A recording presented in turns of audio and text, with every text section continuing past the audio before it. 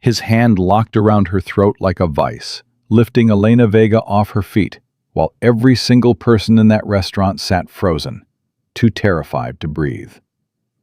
Dragon Zorich had broken men twice Nate Coburn's size. He had buried people for less than what Nate was about to do. But Zorich made one fatal mistake that Wednesday night. He never bothered to ask the scruffy man in the corner booth what he used to do for a living. And when that man slowly set down his coffee cup, pushed back his chair, and said two words that made the entire room go still, everything changed. Drop your city in the comments below. I want to see how far this story travels. And if you haven't subscribed yet, hit that button right now, because this is only the beginning. The glass slipped out of Elena Vega's hand at 7:43 in the evening. It didn't shatter.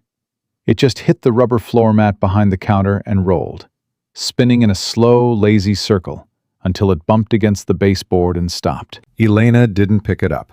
She couldn't move. She stood with both hands pressed flat against the counter, her knuckles white, her eyes locked on the front door of Casa de Vega and on the three men who had just walked through it. She knew the moment she saw them. She had been dreading this moment for 6 months. The first man through the door was tall. Not just tall, constructed. Dragon Zorich moved like a man who had never once in his life been told no, and believed it.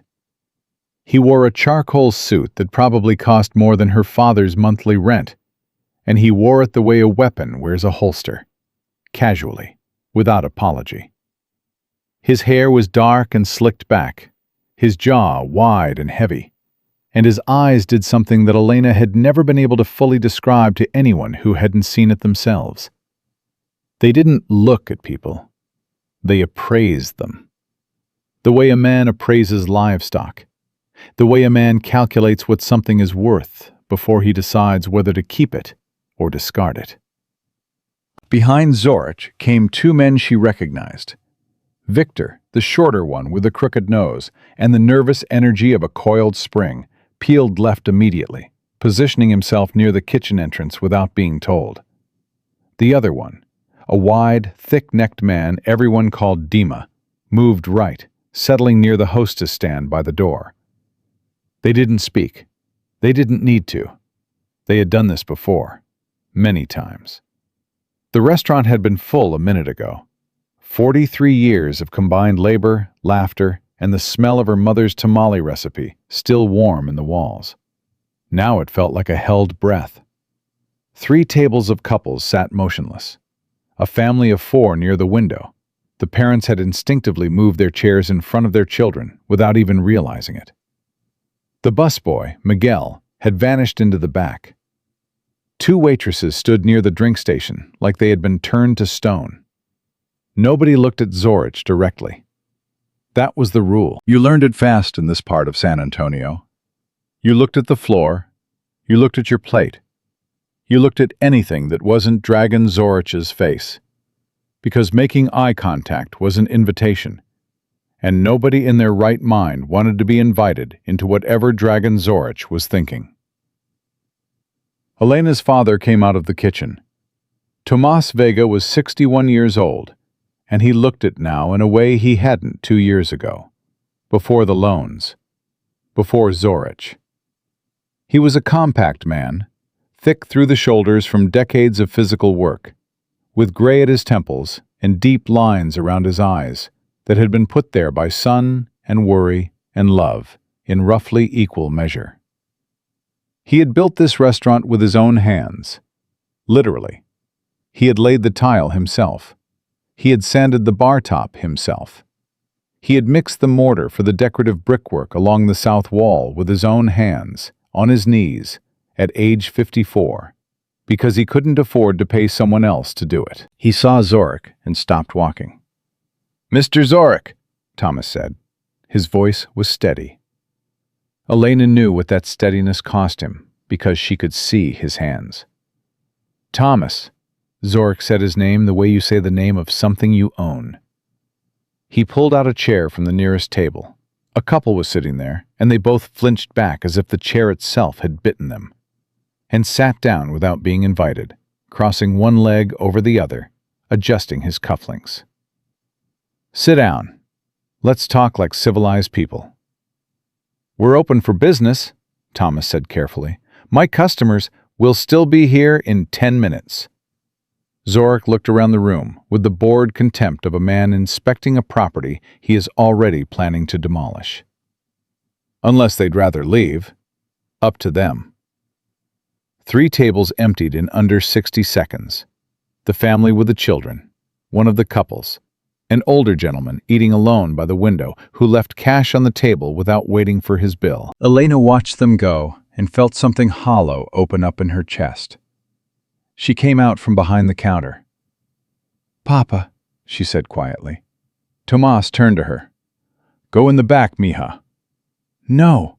She said it before she could stop herself, and the word hung there. She saw her father's jaw tighten. She saw Zorich notice her for the first time. And she saw the shift in his expression. It was subtle, the appraisal recalibrating. His eyes moved over her the way they had moved over the restaurant, measuring, calculating. And something shifted behind them that made Elena's skin crawl in a way that had nothing to do with fear and everything to do with fury. "You never mentioned a daughter," Zorich said to Tomas, but he was still looking at Elena. "She's not part of this," Tomas said immediately. There was a new quality in his voice now, something harder and more desperate at the same time. "Elena, go in the back." "I'm not going anywhere," Elena said. She set her jaw and looked at Zorich directly, which she knew was a mistake, which she did anyway, because she was her father's daughter, and neither of them had ever been built for retreat. Zorich smiled. It didn't reach his eyes. It never did. "Smart girl," he said. "Brave. I respect that." He finally turned back to Tomas. "So, the payment." Tomas sat down across from him, not because he wanted to, because his legs had made the decision for him. "I have 12,000, he said. "I have 12,000 ready. By the end of next month I can have 40, Zorich said. "I know the number, Mr. Zorich. I'm telling you what I have." "You have 12. Zorich repeated the number, as if he were describing something that amused him. "Out of 40. After 6 months." He tilted his head. "Tomas, I'm going to be honest with you, because I think that's the respectful thing to do. You're not going to have 40,000 by next month. We both know that. So let's stop pretending and have a real conversation about what's actually going to happen here." "I can get it," Tomas said. "I just need time. The restaurant is doing better. Summer is coming. The tourist season is 2 months away." Zorich leaned forward. "And even if I waited, which I won't, your numbers don't support 40,000 in 60 days. I've seen your books, Tomas. I know what this place brings in." Elena's head snapped toward Zorich. "You've seen our books?" "I've seen everything," Zorich said pleasantly. He glanced at her again, that same appraising look. "I like to understand my investments." "We are not your investment," Elena said. "We borrowed money. We're paying it back. That's a transaction, not ownership." Zorich looked at her for a long moment. Then he looked at Tomas. "She talks," he said, as if this were a notable characteristic of an animal he was considering purchasing. Tomas stood up. "Mr. Zorich, I am asking you, man to man, to give my family a little more time. What I owe you, I will pay every dollar. I give you my word." "Your word." Zorich said it without expression. He stood up too, slowly, straightening his jacket. "Your word is what got you to 12,000 out of 40, Thomas. Your word is what I've been patient with for 6 months." He took one step forward.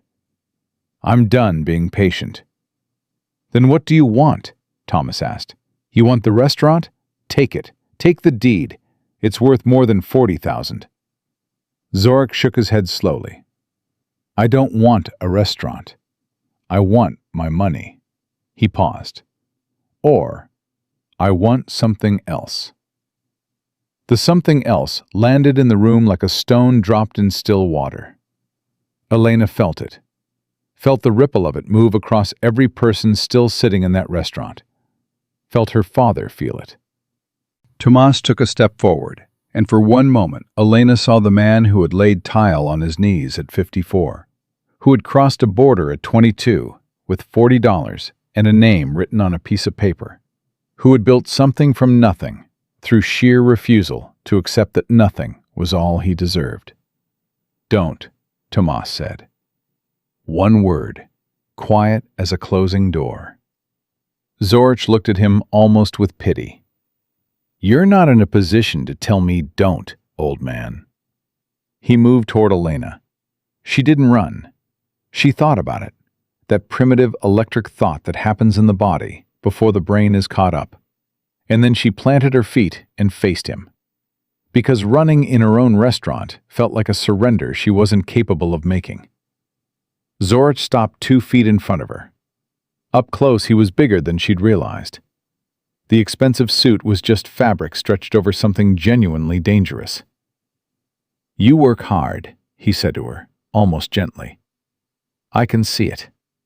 Your father built something here. That matters. He reached out and touched her jaw with 2 fingers, a gesture of possession so casually executed that it was almost more terrifying than violence. Elena grabbed his wrist and removed his hand from her face. The room went silent in a new way. Zorich stared at her hand on his wrist. His expression didn't change. That was the worst part. It didn't change at all.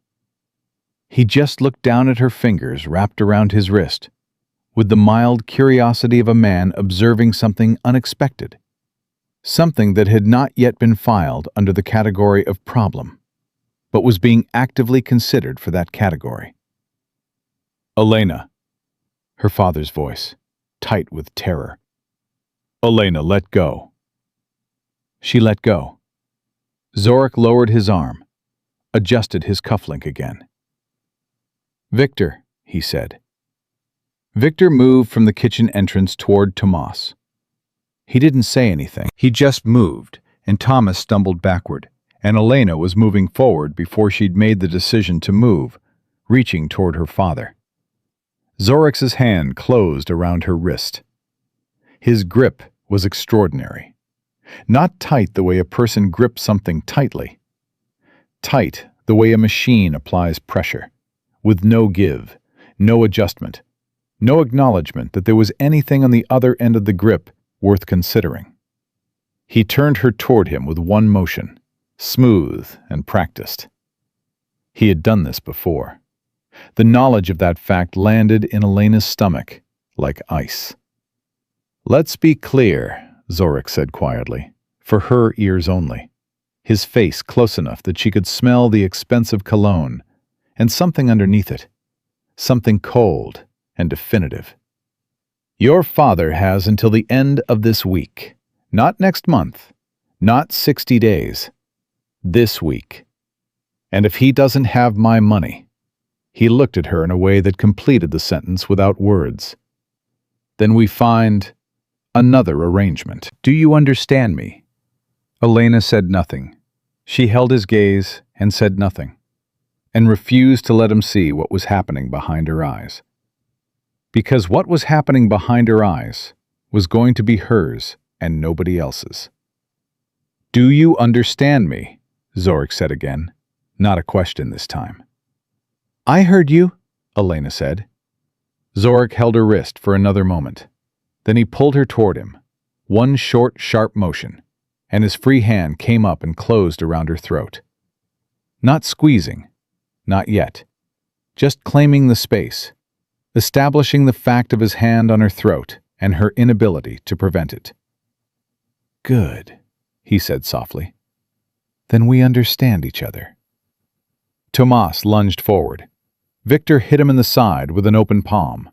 Not hard enough to be called a punch, just hard enough to send him into the wall. hard enough to make the point. Tomas went down to one knee, his hand against the brick wall, his face contorted. "Papa!"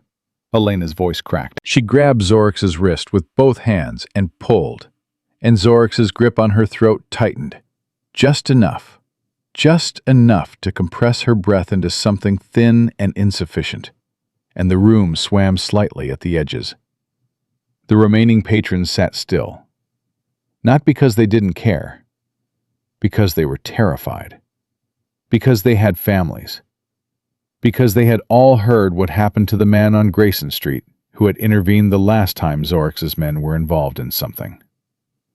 The man on Grayson Street had spent 11 weeks in a hospital and couldn't walk without a cane now, and Zorich had never even been questioned. Nobody moved, except one person. There was the sound of a chair being pushed back from a booth in the far corner of the restaurant.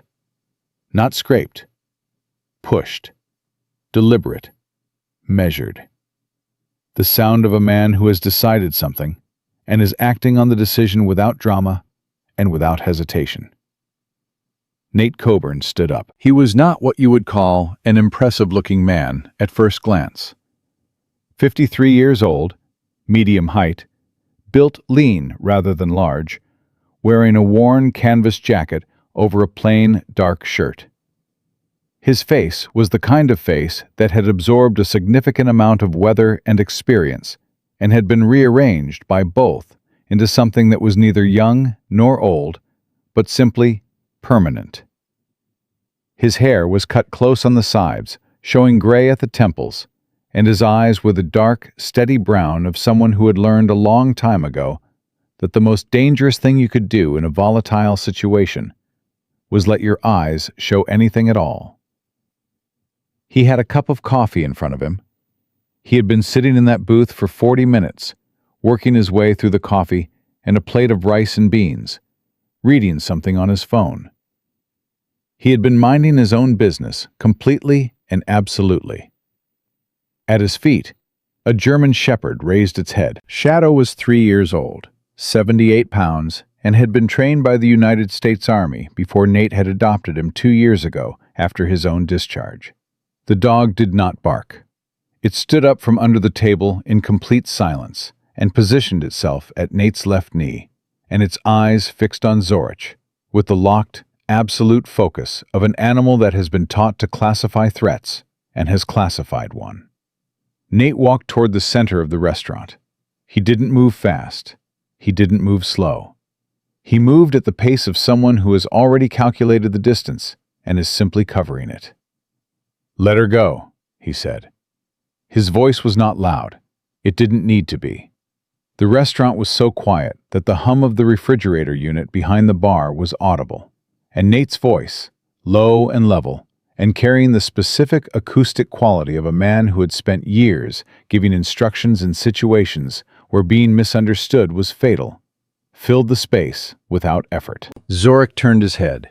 He looked at Nate the way he had looked at everything else in the restaurant, assessing, cataloging, dismissing. He saw a middle-aged black man in a worn jacket, no obvious weapon, alone except for a dog. He ran this data through whatever internal calculation he used to determine the weight of threats, and the calculation returned a result that made him smile. "Sir," Zorich said, his voice carrying the amused condescension of a man who believes himself untouchable. "This is a private business matter. I'd suggest you sit back down and finish your dinner." "Let her go," Nate said again. Same tone, same pace. As if Zorich hadn't spoken. Dima moved away from the door. He was walking toward Nate from the right side, his hands loose at his sides, his head slightly lowered. Victor was still near Tomas, but his attention had shifted. Nate did not look at Dima. He kept his eyes on Zorich. "Last time," Nate said. Zorich tilted his head, that mild curiosity again. "You know who I am?" "I know what you are," Nate said. Something shifted in Zorich's face. The amusement didn't disappear. It just changed quality, becoming something sharper and colder and more attentive. He had been insulted before. He had been threatened before. But there was something in the specific flatness of Nate Coburn's voice, the complete absence of any audible fear, that registered in Zorich's internal threat assessment in a way he hadn't expected. "And what am I?" Zorich asked. "A man who's about to make a very serious mistake," Nate said. Dima reached him. What happened in the next 4 seconds was witnessed by 11 people and remembered differently by all of them. Because it happened with a speed and economy of motion that the human eye isn't really equipped to process in real time. Dima reached for Nate's arm. Nate turned into the reach rather than away from it, his left hand coming up to redirect, his right elbow moving in a short, tight arc that connected with the larger man's jaw with a sound like a book dropped flat on a hard floor. Dima dropped. Not gradually, immediately. His legs simply stopped working, and he went down like a building being demolished, knees first, then sideways, and he did not get up. Shadow moved to stand between Nate and Victor, placing himself precisely, his head low and his eyes fixed, and his teeth visible in a snarl that made Victor go absolutely still. Zorich stared. He looked at Dima on the floor. He looked at the dog. He looked at Nate, who had not changed his expression or his posture, and was still looking at Zorich with those flat, dark, patient eyes. "Let her go," Nate said.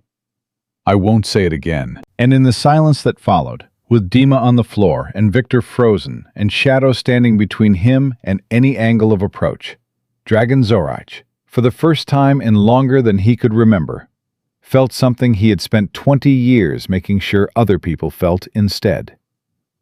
He felt uncertain.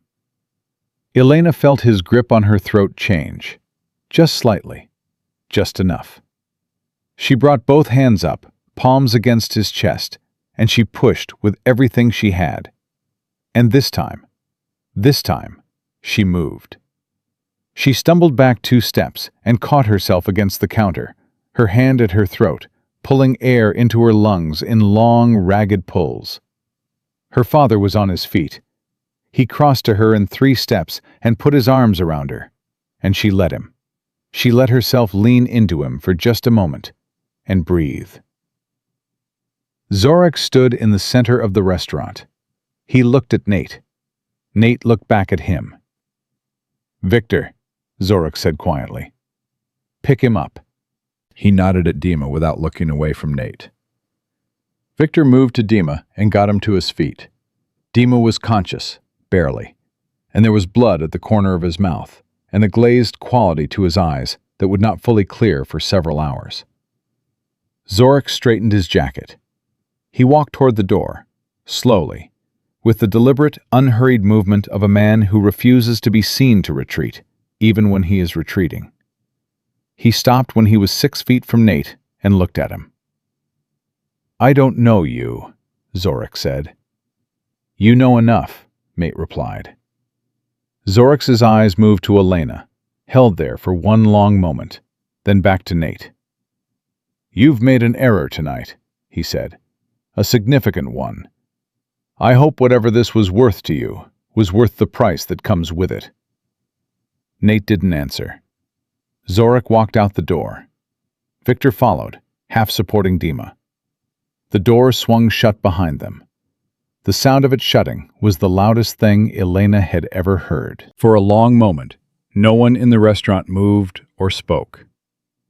Then the family by the window, the couple who had stayed, who had sat through all of it, both exhaled at exactly the same moment.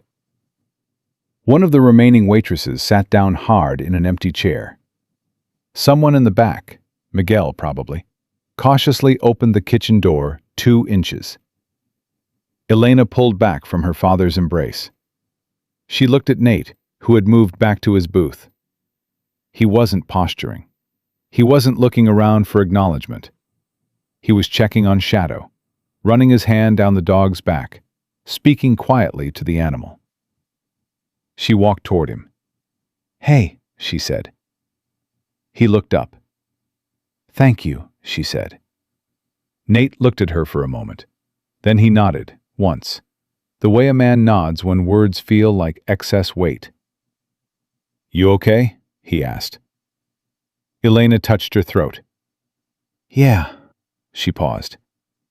"You didn't have to do that." "No," he agreed. "I didn't have to." Tomas came up behind his daughter. He was holding himself very carefully, the way a man holds himself when he is keeping something interior from showing on the outside.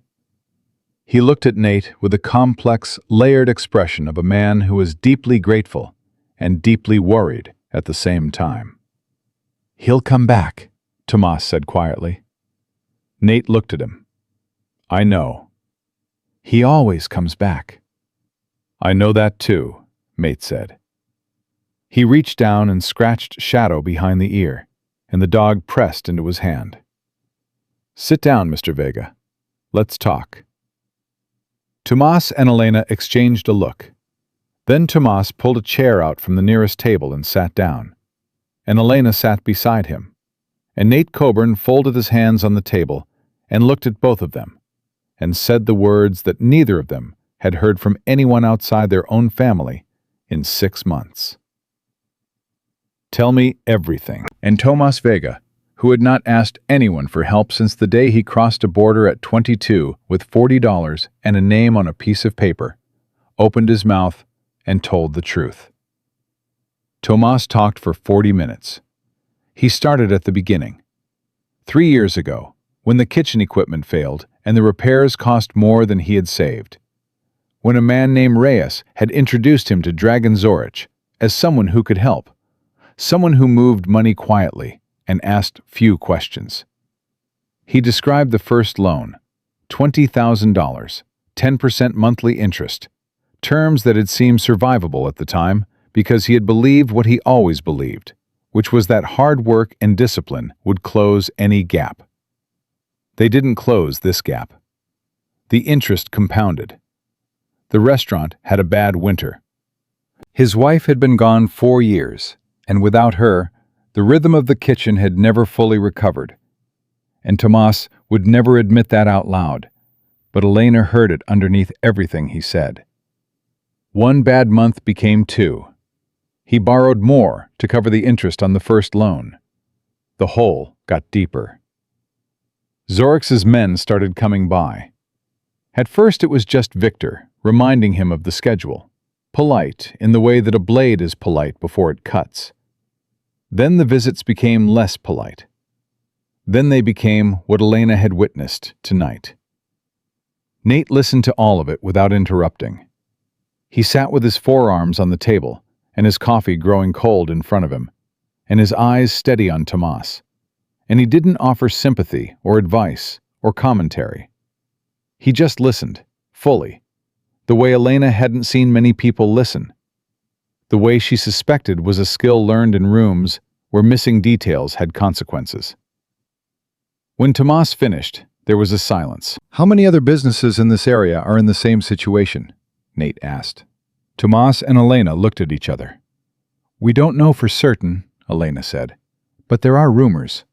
Martinez Hardware on Blanco, the laundromat on Commerce, a couple of the food trucks." She paused. "People don't talk about it. They're afraid." "Are you afraid?" Nate asked her directly. Elena didn't hesitate. "Yes, but I'm also angry, and the angry part is louder right now." Nate nodded slowly. He looked down at the table for a moment, and Elena got the sense that he was running calculations she couldn't see, the way an engineer looks at a structure and calculates load-bearing points without explaining the math to the people standing around him. "What's your name?"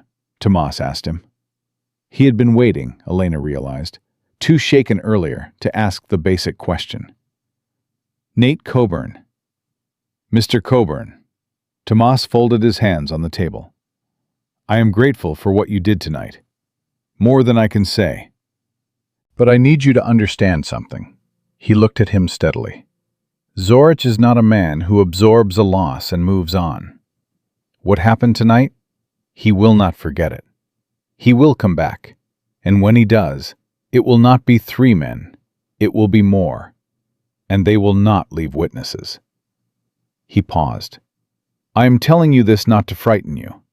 I am telling you because you deserve to know what you stepped into. I know what I stepped into, Nate said. Do you? Do you know who Zorich is connected to? Do you know that there are 2 officers in the San Antonio PD who have been on his payroll for years? Do you know that the last man who tried to file a complaint against him, a shop owner named Reyes, actually the same man who introduced us, withdrew the complaint 3 days later and moved his family to Phoenix? Tomas's voice was careful and measured, and layered with the specific exhaustion of a man who has thought through every angle of an impossible situation and found no exit. I am not saying this to make you feel helpless. I am saying this because you are a stranger who sat down in my restaurant for a meal, and now you are involved in something that can destroy a man's life, and I think you deserve to hear that clearly. Nate looked at Tomas for a long moment. Something moved in his expression. Not doubt, but a kind of recognition. The way a man looks when someone says something true out loud that he has already thought privately. Mr. Vega, he said, I've been in places where the local authority was the threat, and the enemy had people everywhere, and the right move looked, from the outside, like no move at all. I understand the math you're describing. He paused. But I also know that the math changes when you change the variables. Right now, Zorich's entire operation runs on the assumption that nobody's going to push back. The moment that assumption breaks, everything else starts to shift. And you think you can break it, Tomas said. I think we can, Nate said. He looked at Elena, then back at Tomas. Not tonight. Not by tomorrow. But I know people. People who aren't San Antonio PD. People who are specifically interested in men like Zorich and in the kind of systematic predatory lending that he uses as a financial model. He reached into his jacket pocket and set his phone on the table. I spent 8 years in the Army, and 4 years after that doing contractor work that I can't fully describe. What I can tell you is that in that time I built relationships with federal people who don't answer to anyone Zorich has access to. That's not nothing. The restaurant was quiet around them. Miguel had emerged fully from the kitchen now, and was pretending to clean a counter 15 feet away, clearly listening. Elena didn't tell him to stop. What do you want in return? Elena asked. Nate looked at her. Nothing. Nobody does something like this for nothing, she said. She wasn't being cruel. She was being honest, and she could see that he understood the difference. Maybe not, Nate said. But I'm not doing it for you specifically, no offense. I'm doing it because I was sitting in a corner booth watching a man choke a woman in front of her father and 40 people, and nobody moved. And that's the kind of thing that I can't. He stopped. He picked up his coffee cup, looked at it, set it back down. I can't sit still for. That's the only reason. Elena looked at him for a long moment. Then she nodded. Okay, she said. What do we do? Nate's name was not unfamiliar in certain circles of San Antonio, though not for reasons that were public or particularly celebrated. He had come to the city 14 months ago, after a stretch of years that had taken him from Fort Bragg to Kandahar to a contracting firm in Virginia that had eventually worn him down to something he didn't recognize in the mirror. He had a daughter in Houston, Maya, 15, who spent weekends with him when her mother's schedule allowed. And he had chosen San Antonio because it was close enough to drive to Houston in under 3 hours, and because he knew nobody there, which had felt at the time like a feature rather than a flaw. He lived in a 2-bedroom apartment on the north side with shadow and the collection of library books and a habit of eating dinner at local restaurants alone because he liked the noise and the ordinary human activity of it. The fact of people living their lives at close range without requiring anything from him. He had not been looking for a fight. He had not been looking for anything in particular. But he had spent enough years in situations where inaction was a choice with consequences to understand at a cellular level that walking away from what he had seen tonight was not something his nervous system was capable of. He left the restaurant at 10 o'clock with Elena's phone number saved in his contacts and a promise to be back in the morning. He walked to his truck, Shadow beside him, and sat in the driver's seat for a few minutes with the engine off, turning the evening over in his mind. Zorich was connected. That was real. Corrupt local law enforcement was real. The fear that had paralyzed that restaurant, not just the patrons, but the whole neighborhood, visible in the way Tomas talked, in the way he kept glancing at the door even after Zorich was gone. That was real too, and it was the most important variable. Because fear at that scale didn't break easily. It broke in a specific way, through a specific mechanism, and Nate had seen it happen once before, in a different context, and he knew exactly what the mechanism was. You had to show people that the thing they were afraid of could bleed. He took out his phone and dialed a number from memory. It rang 4 times, then connected. "It's late," said the voice on the other end. Male, roughly Nate's age, carrying the particular flat affect of someone who has spent too many years in institutional settings.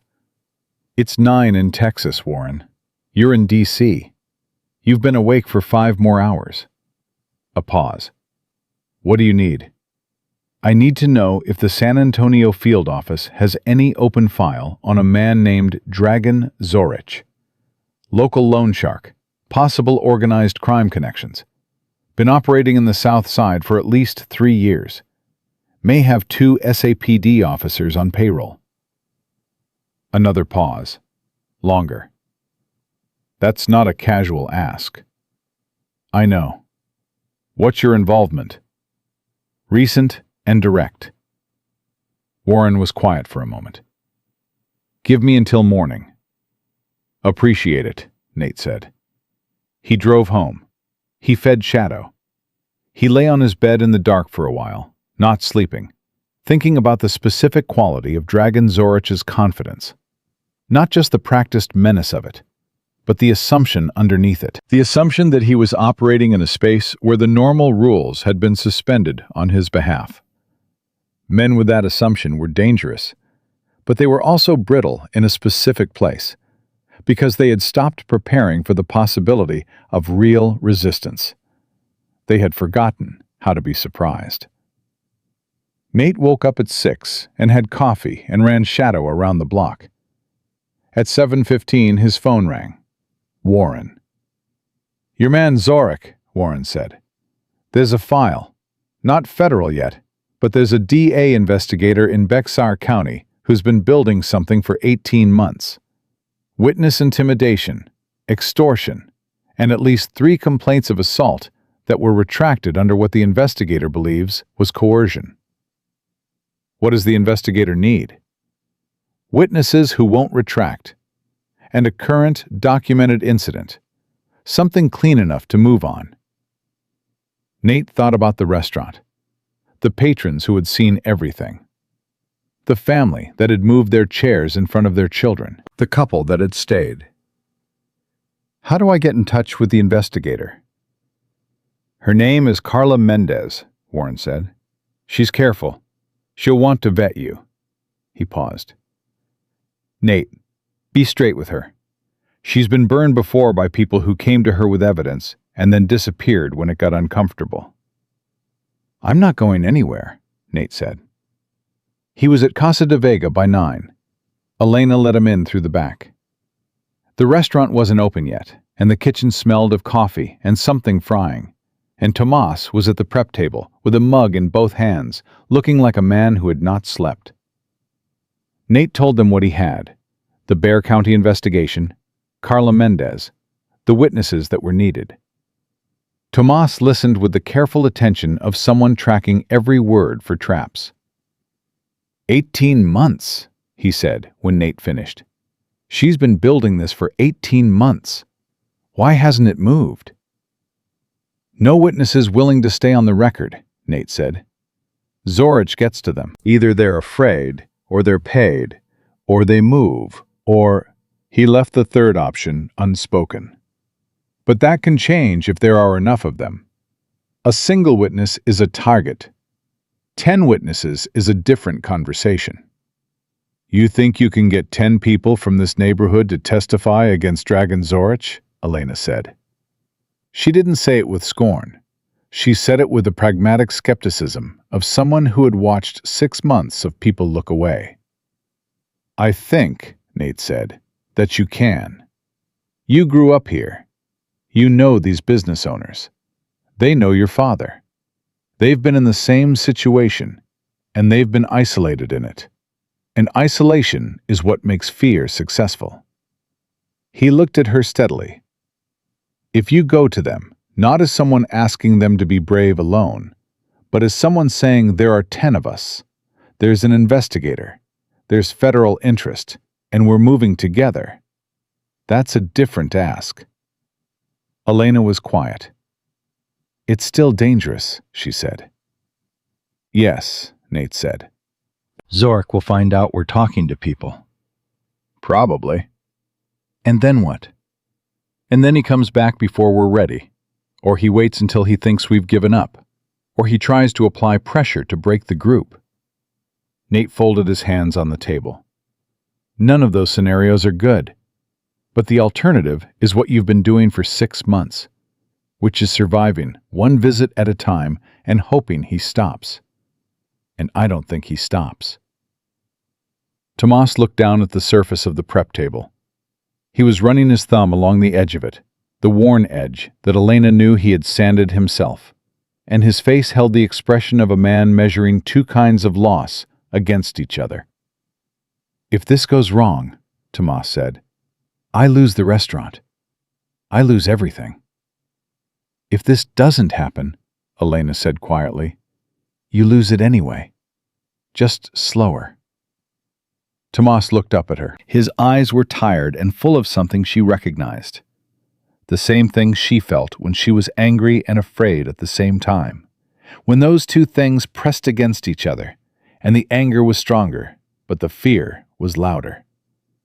She's right, Nate said.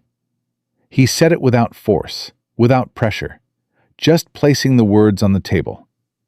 I'm not going to tell you what to do. This is your family and your restaurant and your neighborhood. But what I can tell you is what I've seen, which is that men like Zorich continue until they're stopped. Not until they're paid, not until they're satisfied, until they're stopped. The kitchen was quiet for a moment.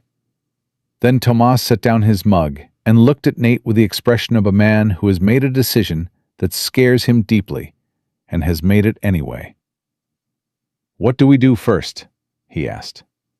The first person Elena went to see was Carmen Ruiz, who ran the laundromat on Commerce Street and had been paying Zorich's men $2,000 a month for the last 8 months, under what had been described to her as a neighborhood protection arrangement.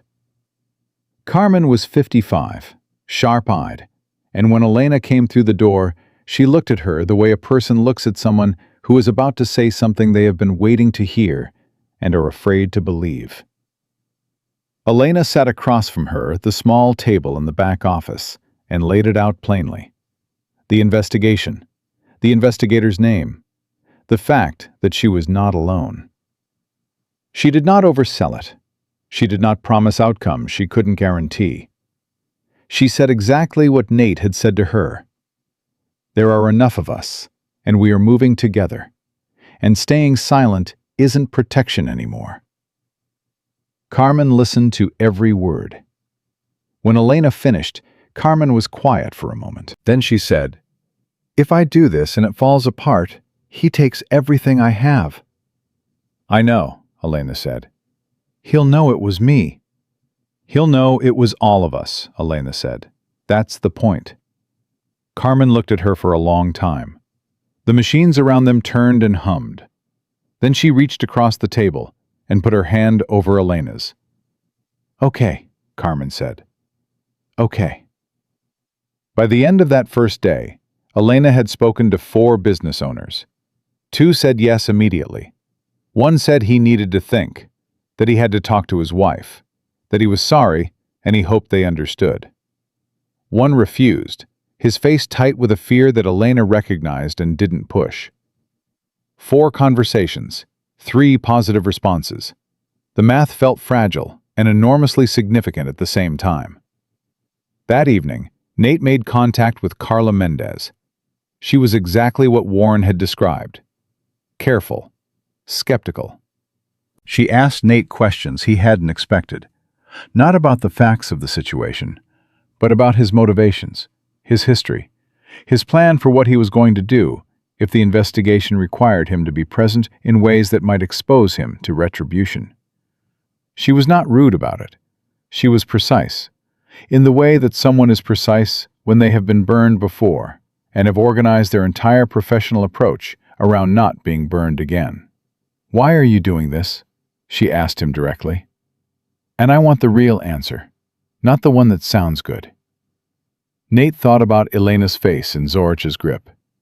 He thought about Tomas going down against the wall and then getting up. He thought about the family moving their chairs. "Because I sat still once when I should have moved," he said. "And I've been paying for it ever since. And I'm not doing that again." A silence on the line. "All right, Mr. Coburn," Mendez said finally. "Here's what I need." She needed documentation. She needed the witnesses on record. Not anonymous tips, not rumors, but signed statements describing specific incidents, specific dates, specific dollar amounts. She needed at least one person who had been physically threatened or harmed and was willing to name Zorich directly. And she needed, ideally, a current incident. Something recent enough to be actionable. Something Nate might be able to provide, given his direct involvement the night before. "Last night," Nate said, "a restaurant called Casa de Vega on the south side. At least a dozen witnesses. The owner's daughter was physically assaulted. I was present." Another pause. Longer. "I'll need your full statement," Mendez said. "And I need the restaurant owner willing to talk to me in person." "I'll arrange it," Nate said. He didn't tell her the part he was still working out in the back of his mind. The part about timing. About the fact that Zorich's men had already seen his face. That Zorich would not wait indefinitely before escalating. The clock that had started ticking the moment he pushed back his chair in that corner booth. He knew that clock. He had heard it before, in different contexts. And he knew that the window between provocation and retaliation was not reliably wide. He needed the investigation to move faster than Zorich's patience allowed. And he was not entirely confident it would. He sat with Shadow in the dark of his apartment that night, the dog's weight warm against his leg. And he turned the problem over and over. The witnesses, the timeline, the 2 corrupt officers who might be feeding Zorich information about any investigation involving his name. The specific practical question of what Zorich would do when he connected the man from the restaurant booth to the name Nate Coburn, and what he would do with that information. His phone buzzed. A text from Elena. It said, "3 more said yes. We have 6. Nate looked at the message for a moment. 6 witnesses. 6 people who had swallowed 6 months or more of fear and had made a different calculation tonight. He typed back, "Good. Don't talk to anyone else until I've spoken with Mendez again. And lock your doors." A minute passed. Elena replied, "Already did. Is this going to work?" Nate looked at Shadow. The dog looked back at him with the uncomplicated, total confidence of an animal who has decided to trust someone and has no mechanism for reconsidering that decision. He typed, "Yes." He believed it. Mostly. What he didn't tell her, what he kept to himself in the dark apartment with the hum of the city outside, was that he had also been running a parallel calculation, a contingency he hoped he wouldn't need. Because federal investigations moved at the speed of institutions, and Zorich moved at the speed of anger. And if those two timelines failed to align, Nate was going to have to make a choice about which kind of person he still was. He already knew the answer. He just hoped it didn't come to that. Shadow put his head in Nate's lap, and Nate put his hand on the dog's neck, and the night settled around them both, full of what was coming. Carla Mendez drove a gray sedan that had seen better years and carried herself with the kind of quiet authority that doesn't announce itself. She was 44, with close-cropped hair going silver at the front, and eyes that had the particular quality of someone who has spent a career watching people decide whether to tell the truth. She arrived at Casa de Vega on Thursday morning, 40 minutes before the restaurant opened, and she sat across from Tomas and Elena at the same corner table where Nate had listened to everything 2 nights before. She set a recorder on the table. She asked if they consented to the recording. They said yes. "Tell me about the first contact," she said. Tomas told her. All of it. Same as he'd told Nate, but this time with dates, with amounts, with the name of the man who had introduced him to Zorich. Mendez wrote nothing. She just listened and let the recorder do the work. And every few minutes she asked a question that was so precise and targeted that Elena had the distinct sense she was not gathering information, but confirming information she already had, fitting new pieces into a shape she had been building for 18 months. When Tomas finished, Mendez turned to Elena. "Wednesday night," she said. "Walk me through it." Elena did. She described Zorich coming through the door, the positioning of his men, what he said to her father, the moment he grabbed her wrist, the moment his hand went to her throat. She kept her voice level and factual, the way she'd kept her face level when it was happening. And for the same reason. Because showing the fear felt like giving something away that she wasn't prepared to give. Mendez watched her through all of it.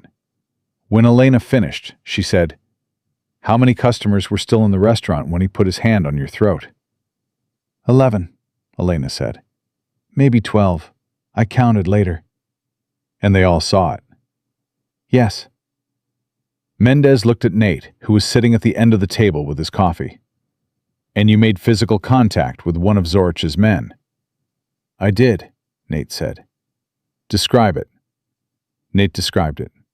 Briefly, without emphasis, the way you describe a thing that was practical rather than personal.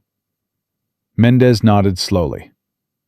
"The man you put down, his name is Dmitry Volkov. He has 2 prior assault charges and 1 conviction, served 14 months. He is Zorich's primary enforcement asset, which means he's the one who goes to collect when collection requires a physical reminder." She paused. "You put him on the floor in approximately 4 seconds, in front of a room full of witnesses." "Yes," Nate said. "Zorich is going to want to address that," Mendez said. "Publicly. His entire operation runs on the perception that resistance is impossible. You've introduced the possibility that it isn't." She looked at Nate steadily. "I want you to understand what that means in terms of your personal timeline." "He comes back fast," Nate said. "He comes back hard and he comes back fast," Mendez said. "And the question I need answered is whether we can be ready before he does." She looked at Tomas. "The witnesses, the 6 business owners your daughter has spoken to. I need to meet with them. I need recorded statements, and I need them to stay on record, which means I need them to understand what staying on record looks like when Zorich finds out." "He'll find out," Thomas said. "There are people in this neighborhood who tell him things." "I know that," Mendez said. "I've known that for 18 months, which is part of why I've moved carefully. But carefully has its own cost, and the cost is time. and I think we're running short on it." She paused. "I want to be honest with you, Mr. Vega. This investigation is real. The intent to prosecute is real. But I can't promise you a specific timeline. And I can't promise that the window between when Zorich finds out we're moving and when we're ready to move on him will be comfortable. It probably won't be." Thomas was quiet for a moment. He looked at his hands on the table, the hands that had laid tile and mixed mortar and built this restaurant from walls outward. Then he looked up at Mendez. "My daughter went to 6 people yesterday," he said. 6 people who have been afraid for months. She went to them and they said yes. If I go to them now and say we need to wait, that it might not work, that it's going to get harder before it gets easier, some of them will change their minds. Fear doesn't hold still while you think about it. It grows." "You're right," Mendez said, "which is why I need to move in the next 72 hours, not the next 72 days. She closed her notebook. "Set up the meetings, all 6 of them, as quickly as you can arrange it. I'll come to them. They don't need to come to me. I'll go wherever they're comfortable." Elena looked at Nate. He gave her a small nod. "I can have the first 2 tonight," Elena said. The next 48 hours moved the way that significant, unrepeatable things move. Too fast in some places, and almost unbearably slow in others. Carmen Ruiz gave her statement that Thursday evening at the back table of the laundromat after closing, with the machines finally still around them and Mendez's recorder on the table between them. Carmen had clearly spent the hours since Elena's visit deciding exactly what she was going to say and how she was going to say it. And she delivered it with a controlled, quiet fury that Mendez met with the same precise attention she gave everything. When Carmen finished, she said, "Is this going to be enough? What I just told you? Is it enough?" "It's more than enough for your part," Mendez said carefully. "But it's one account of one incident. What makes this prosecutable is volume, the pattern. When a jury hears one person describe being extorted, that's a tragedy. When they hear 9 people describe the same system, the same language, the same men arriving in the same way and making the same threats, that's a criminal enterprise." Carmen nodded slowly. "He told me," she said, meaning Zorich, "that the neighborhood needed protection, that there were elements he was keeping away from businesses like mine. He made it sound almost reasonable, like he was providing a service." Her voice shifted. "It took me 3 months to understand that the thing he was protecting me from was himself." Mendez looked at her. "That's exactly what I need you to say on the stand," she said. The second meeting was with Roberto Salinas, who ran a small auto repair shop on Laredo Street, and who came to the table already knowing what he wanted to say, had apparently been wanting to say it for a long time, and talked for 55 minutes about specific incidents on specific dates, with a recall that Mendez described afterward to Nate as extraordinary. "That man has been keeping a mental record," she said when they were outside. "Dates, amounts, names. He hasn't written any of it down, too afraid it would be found. But it's all there." "He was waiting," Nate said. "Yes," Mendez said. "They all were. They just needed to believe waiting was over." Friday brought 3 more statements.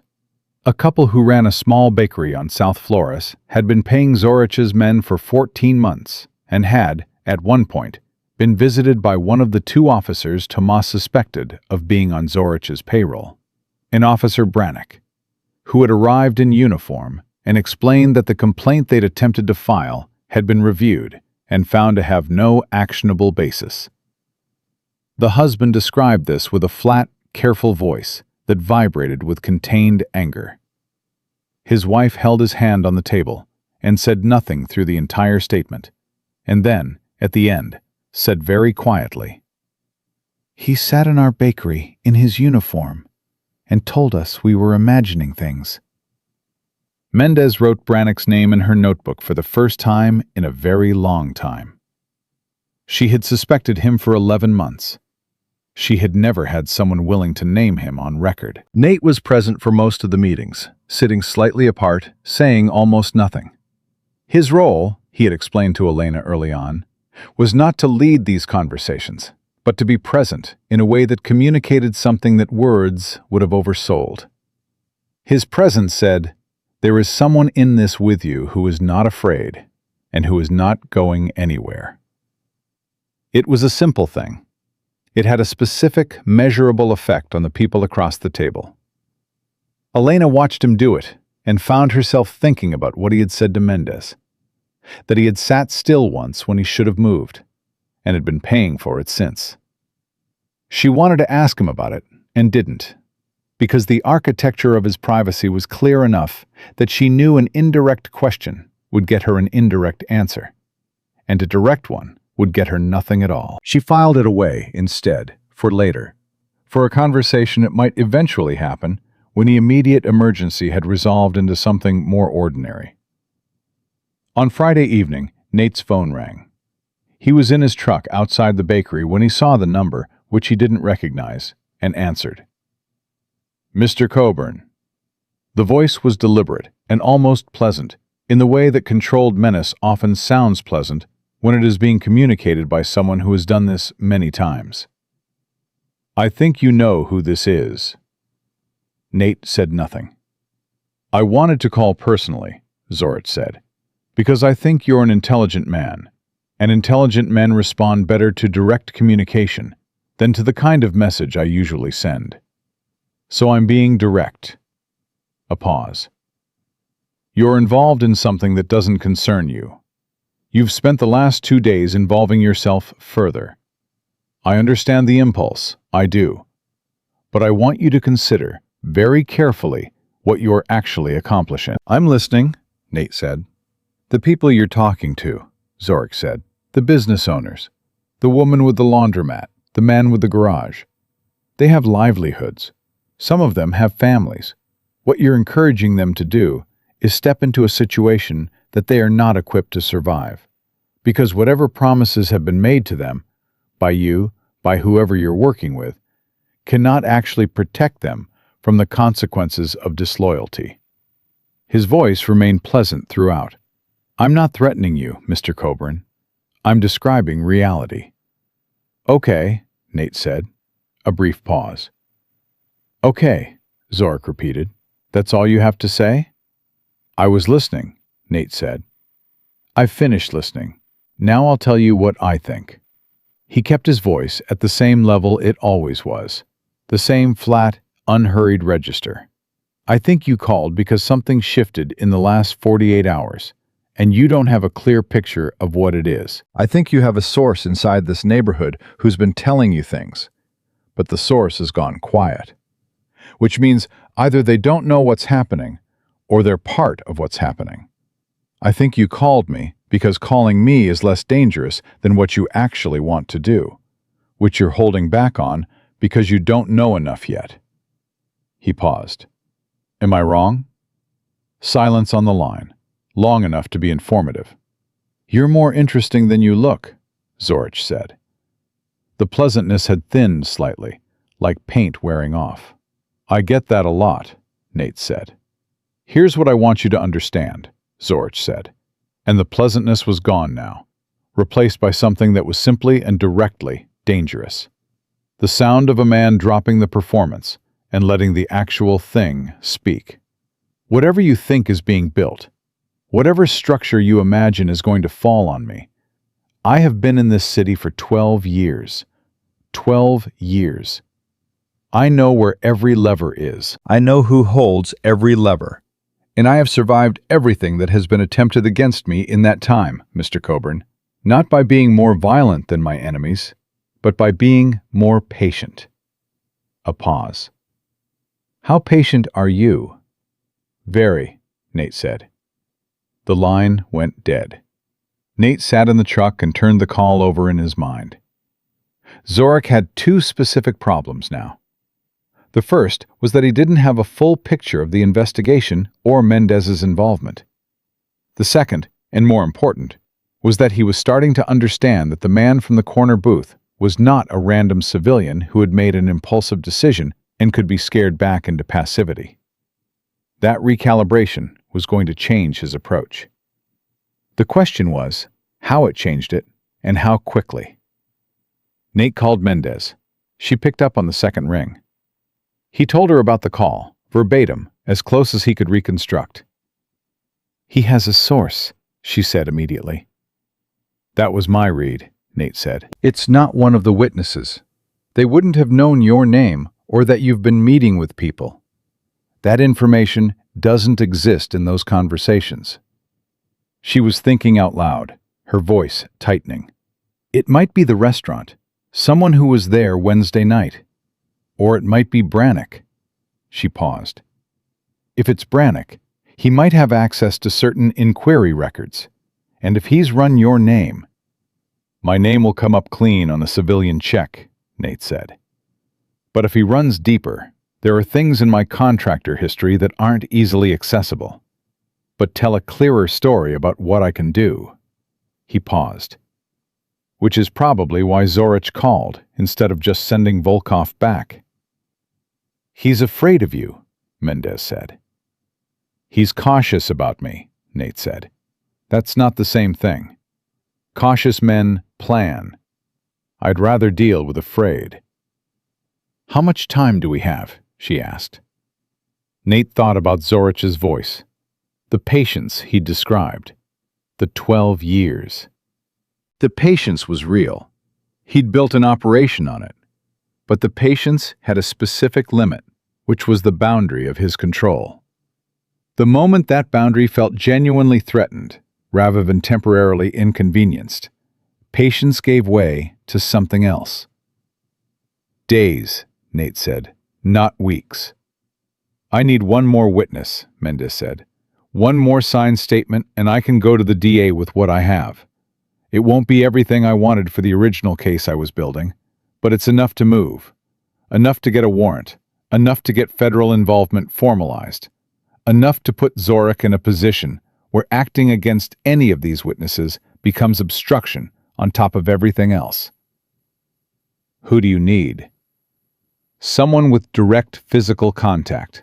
Someone he or Volkov personally threatened or touched." The bakery couple named Brannick, but that's a corrupt officer allegation layered on top of the extortion. "I need one clean, direct, Zorich physically present account that isn't from the Vega family, because the defense will argue the Vegas have a motivated interest in the outcome." Nate thought, "Give me tonight." He drove to the restaurant. Tomas was closing up, turning chairs upside down on tables, moving through the familiar motions of ending the day with the automatic quality of a man whose body knows the routine better than his mind does right now. He looked up when Nate came in. "He called me," Nate said. Tomas set down the chair he was holding. "Zorich." "Yes, he knows I've been talking to people. He doesn't know about Mendez yet, I don't think. But he's connecting what he does know." Nate pulled out a chair and sat. "I need to ask you something. The other businesses he's been taking money from, is there anyone who had direct, physical contact with Zorich himself?" "Not Volkov, not Victor. Zorich personally." Tomas thought. He leaned against the bar with his arms folded, the way he stood when he was working through something seriously. "There was a woman," he said slowly. "Rosa Castillo. She runs the flower shop on Martinez Street. About a year ago, before he was using Volkov for most of the collections, Zorich came himself. She told me, just once, she doesn't talk about it, that he came personally, and that when she told him she couldn't pay that month, he..." Tomas stopped. His jaw tightened. "What did he do?" Mate asked. "He picked up a vase from her display, one of the ones she'd arranged herself, and he held it up, and he looked at her, and then he dropped it on the floor. And then he said, very calmly, that the next thing he dropped would be harder to sweep up." Tomas's voice was careful and angry in equal measure. She paid every month since, never missed. Has anyone talked to her about this? She won't talk about it, Thomas said. I tried once, 6 months ago, when I was trying to understand how many of us there were. She shut the conversation down and asked me not to come back to the shop. He paused.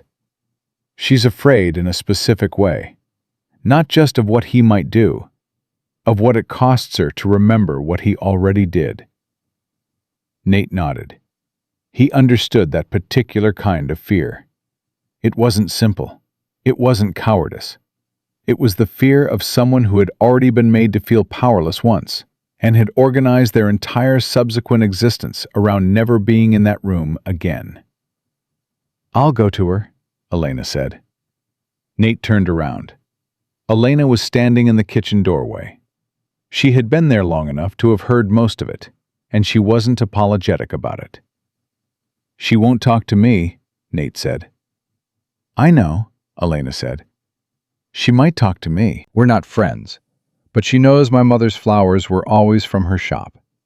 Every birthday, every anniversary. When my mother died, Rosa Castillo brought the arrangement herself, didn't charge us. She didn't say anything. She just left it and went. Elena paused. She knows who we are. Tomas looked at his daughter for a long moment. It could put her in more danger, he said. If she says yes, and Zorich finds out she's talking. She's already in danger, Elena said. She's been in danger for a year. She just can't see it, because she's been too afraid to look at it directly. That's what I thought, until Wednesday night. She looked at her father steadily. I'm going to see her in the morning. Tomas was quiet. Then he said, Be careful. Always, Elena said. She went to see Rosa Castillo at 7 the next morning, before the shop opened, when the street was still early quiet, and the air carried the smell of the flowers Rosa kept outside in buckets, reds and yellows, and the particular orange of marigolds that Elena associated with every important occasion of her childhood. Rosa came to the door in her apron and saw Elena, and something moved across her face. Recognition. Wariness. And underneath both of those, something that Elena could only describe as exhaustion. The bone-deep exhaustion of someone who has been carrying something alone for a very long time. Elena, she said, it's early. I know, Elena said. I'm sorry. Can I come in? Rosa stepped aside. They sat among the flowers, surrounded by the living smell of them, and Elena talked. She didn't lead with the investigation, or with Mendez's name, or with the evidence they had, or with any of the practical architecture she and Nate had spent 4 days building. She led with Wednesday night. She described what it felt like to have Zorich's hand on her throat, what it felt like when her father went down against the wall, what it felt like to be in a room full of people and understand that every one of them was separately, individually, completely alone in their fear, and how that aloneness was the thing Zorich actually manufactured and sold, the product underneath the product, the real mechanism of his power. Rosa listened without speaking. Her hands were in her lap, very still. I know what he did in your shop, Elena said. My father told me. I'm not asking you to be brave the way people say be brave, like it costs nothing. I'm asking you because there's an investigator who needs one more person to say what happened to them, and because I think you've been in that room with him every day for a year, and I think you're tired. She stopped. I think you're so tired, Rosa. Rosa looked at the flowers around them. Her eyes were bright, and she blinked twice. And when she looked back at Elena, there was something different in her face.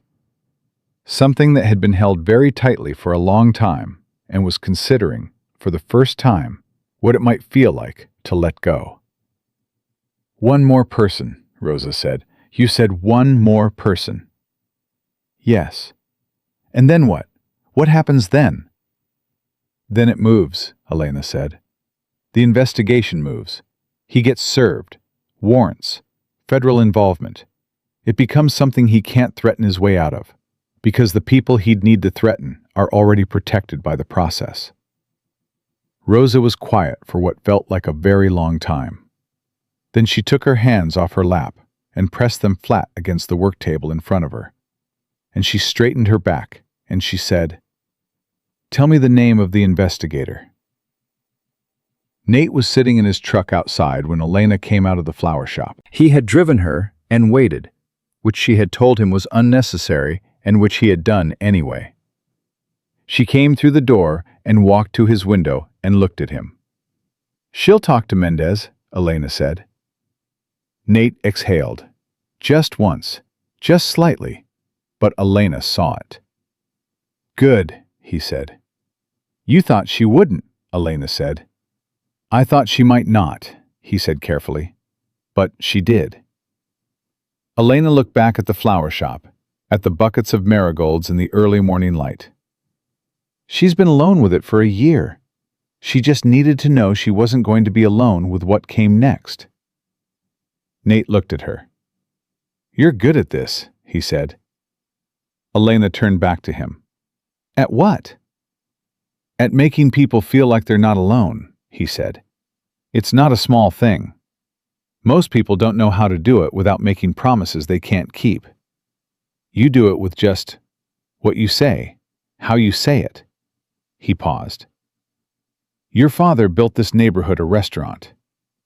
You might have built him an army." Elena looked at him for a moment. She wasn't sure whether to laugh or to feel the full weight of what he'd said. So she felt both at once. "An army of 8 flower shop owners and laundromat operators," she said. "Every army that ever mattered started smaller than that," Nate said. She got in the truck. Shadow turned from the back seat and put his nose against her shoulder, and she put her hand on the dog's head, and they drove back toward the restaurant, and toward whatever was coming, the two of them and the dog, in the thin gold light of a San Antonio morning that felt, for the first time in 6 months, like it might be moving in the right direction. But half a mile behind them, at a distance calculated to be invisible, a black SUV with tinted windows made every turn they made. Nate saw it in his mirror 3 blocks from the flower shop. He didn't say anything immediately. He made a right turn onto Commerce, then a left onto Brazos, neither of which was the direct route back to the restaurant. And he watched the mirror and the black SUV made both turns without adjusting its distance or its pace, which meant either the driver was experienced enough not to overcorrect or inexperienced enough not to realize the pattern was visible. Either way, it told him what he needed to know. "We're being followed," he said. Elena turned her head toward the side mirror. "Don't look," Nate said, not sharply, just as information. "They already know we've seen them. Looking confirms it, and sometimes that changes their timeline." Elena faced forward. Her hands were in her lap, and she pressed them flat against her thighs. "How long?" "Since the flower shop, probably. Maybe earlier." He kept his speed even, unhurried. "Could be Zorich's people directly. Could be Brannick or someone he dispatched." He paused. "Doesn't change much either way." "What do we do?" "We don't go back to the restaurant," Nate said. "Not yet." He took another turn, heading north. "I'm going to drive to a public place with good visibility and a lot of foot traffic. They won't move on us there." He glanced in the mirror again. The SUV was still there, patient as a shadow. "I need you to call Mendez. Tell her about the tail. Tell her the Rosa Castillo meeting is confirmed and that we need her to accelerate the warrant timeline." "She said days," Elena said. "She said she needed to take it to the DA first." "Tell her days just got shorter," Nate said. Elena took out her phone.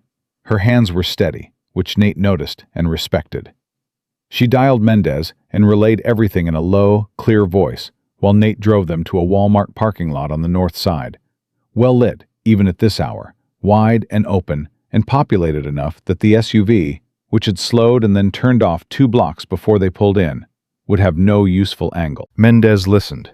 Then she said, "How certain is he about the tail?" Elena looked at Nate. He had heard the question. "Tell her certain enough that I changed my route twice and it held both turns," he said. A pause on Mendez's end. Then she said, "Okay, I'll be at the DA's office when it opens. This is enough to push for emergency consideration. We have 9 signed statements, 2 of which include physical intimidation, 1 naming a corrupt officer, and a documented incident 3 days ago with a dozen potential witnesses. That's a viable package." Another pause, shorter. "Tell him to keep her away from her home address tonight. Both of them away from known locations." Elena related. Nate nodded. "Where will you go?" Elena asked him, after hanging up. "I'll figure that out," he said. "First I'm taking you somewhere safe." He looked at her. "Is there someone you trust? Not in the neighborhood. Somewhere Zorich's people wouldn't connect to you immediately." Elena thought. "My cousin Daniela. She lives in Converse. She's not connected to any of this." "Call her," Nate said. "What about my father?" Nate was already dialing Tomas. The older man picked up on the second ring, and Nate explained the situation in short, direct sentences. The tale, Mendez's instruction, the need to be away from the restaurant tonight. Tomas was quiet through all of it, and then said, "There is a man, an old friend, Felix. He lives in Alamo Heights. He doesn't know Zorich. He's not involved in any of this. I can go there." "Go now," Nate said. "Don't close up normally. Don't follow your usual routine. Just go." "The restaurant will still be there tomorrow," Nate said. "Go." He drove Elena to Converse, to a small house on a quiet street, where her cousin Daniela met them at the door with the wide, alarmed eyes of someone who had been given barely enough information on the phone to understand that something serious was happening. Daniela was 28, a nurse, practical in the way that people who worked night shifts in emergency rooms are practical. She looked at Elena, looked at Nate, looked at the dog, and said, "Come in." At the door, Elena turned to Nate. "You're not staying," she said. It wasn't a question. "I need to move around tonight," he said. "That's not an answer." "It's the one I've got," he said. He looked at her steadily. "Lock the door. Don't use your card anywhere near this address. I'll call you in the morning." Elena looked at him for a moment. There was something in her expression that had nothing to do with fear. A different kind of attention. The kind that accumulates quietly over days of watching someone make decisions and trying to understand the person making them. "Nate," she said. He waited. "Whatever you're planning tonight, don't do something that ends what Mendez is building." She paused. "Promise me." He held her gaze. "I'm not planning anything," he said. "I'm going to go be invisible for a few hours and let them wonder where we are." She looked at him for another moment, like she was deciding whether that was true, or whether it was the careful answer of a man who had learned to tell versions of the truth that preserved both honesty and intention simultaneously. "Okay," she said. She went inside. The door closed. Nate stood at the truck for a moment, his hand on the door, and Shadow looked up at him from the passenger seat with the dog's customary, uncomplicated expectation. "I know," Nate said quietly. He wasn't entirely lying to Elena. He had no specific plan. What he had was a clear-eyed understanding that the next 12 to 18 hours were the most dangerous period of the entire situation. The window between Zorich's knowing that something was moving against him and being able to identify exactly what it was. A window in which a man like Zorich was at his most unpredictable because he was operating on incomplete information, which was the one condition he was least equipped to tolerate. Unpredictable men did predictable things in that state. They applied pressure. They tested. They went after the softest target available. Not because it was strategically optimal, but because pressure was the only tool they knew how to pick up when uncertainty made everything else feel slippery. The softest target available was the restaurant. Not Elena, not tonight, because she was gone, and they didn't know where she'd gone. Not the witnesses, because they were dispersed, and Zorich didn't know all of them. The restaurant was the fixed point, the thing Thomas had built with his own hands, the thing you go back to when you want to send a message. Nate knew this with the specific certainty of a man who has spent years predicting the behavior of people under pressure in high-stakes environments. He knew what Zorich was going to do tonight. He knew because he understood the psychology with the clarity that comes from having seen it many times, in many forms, across many years and many latitudes. He drove back toward the south side. He did not park near the restaurant. He parked 2 blocks east, on a side street where the truck was between 2 other vehicles and invisible from the main road. He let Shadow out, and they walked, not to the restaurant, around it. He moved through the neighborhood the way he had learned to move in places where being seen before you chose to be seen was the difference between going home and not going home. He found a position at the corner of a building that gave him a clear line of sight to the front of Casa de Vega, across the street, and 20 yards down. The restaurant was dark and locked. Tomas had gone to Felix's house in Alamo Heights. The street was mostly quiet, the ambient sound of the city rearranging itself for the late evening. He waited. Shadow sat beside him, alert and still, and Nate stood with his back against the brick and watched the front of the restaurant and thought about his daughter Maya, the way he often did when he was in a still place, waiting for something to happen. She was 15 and sharp, and had her mother's way of identifying the essential thing in any situation with an accuracy that was sometimes uncomfortable. She had asked him once, during one of their weekend drives, why he always sat with his back to walls in restaurants, and he had tried to explain it without making it sound damaged. And she had listened and then said, "So you're always thinking about what could go wrong?" And he had said, "I'm always thinking about what I'd do if it did."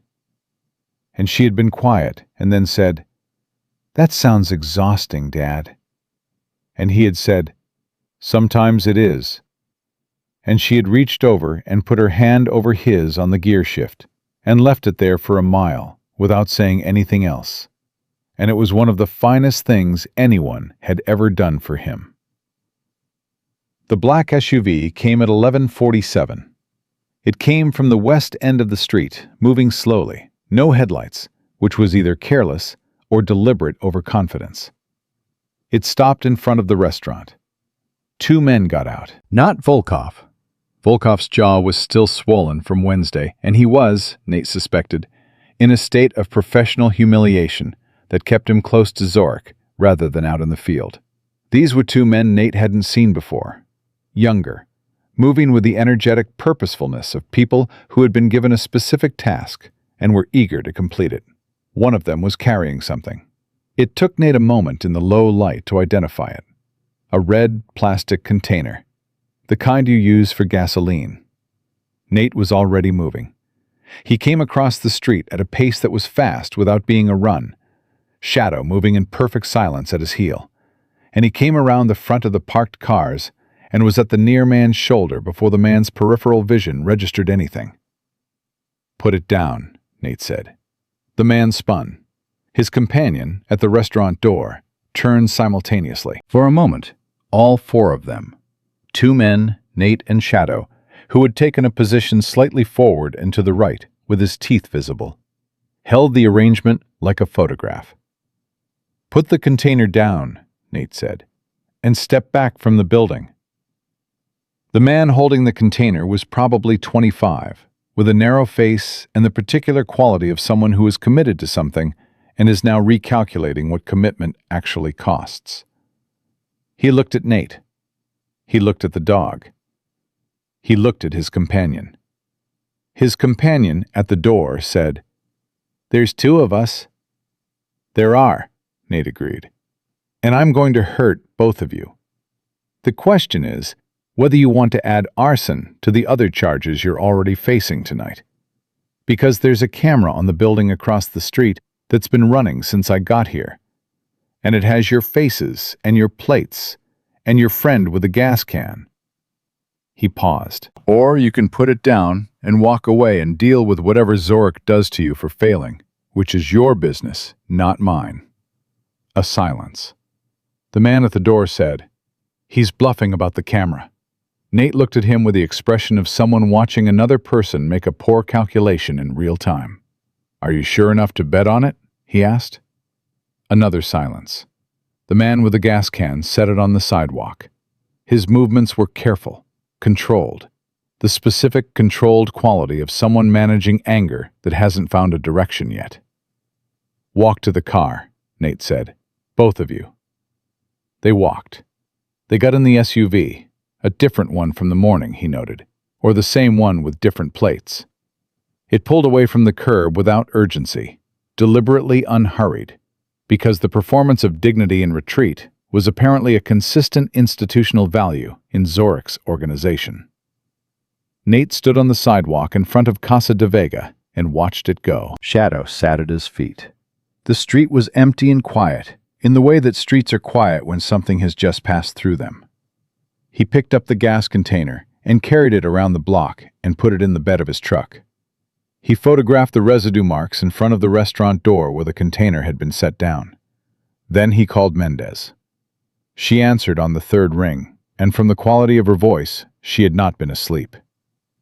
"They sent 2 men to the restaurant tonight," Nate said. "Gas can. I was there. They left." He described both men, the vehicle, the timeline. "You were watching the restaurant," Mendez said. "Yes. I told you to stay away from known locations." "I told Elena I was going to be invisible," Nate said. "I was." A pause. "Are you physically okay?" "Fine. Nothing happened physically." He paused. "Mendez. He sent people to burn the restaurant. Not to threaten burning it, not as a message. They were there to do it." That's not a man who's trying to preserve his leverage. That's a man who's decided to eliminate the problem and start clean. "I know what it means," she said. Her voice had shifted into something sharper and more decisive. "It means he knows enough to know the witnesses exist. He doesn't know about me yet. If he did, he'd be doing something different.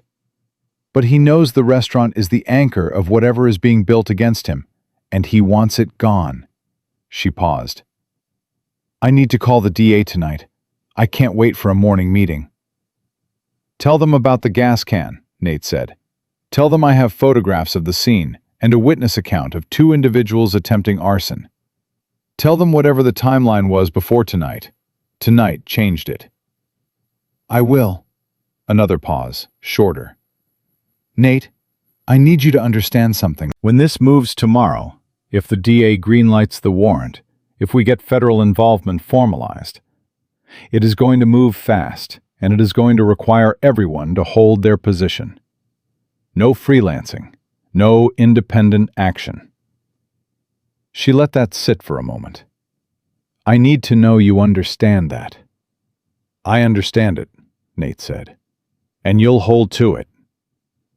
He thought about the man with the gas can.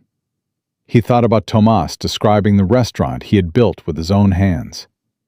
He thought about Rosa Castillo's face when she finally said the investigator's name out loud, like she was testing whether saying it was permitted.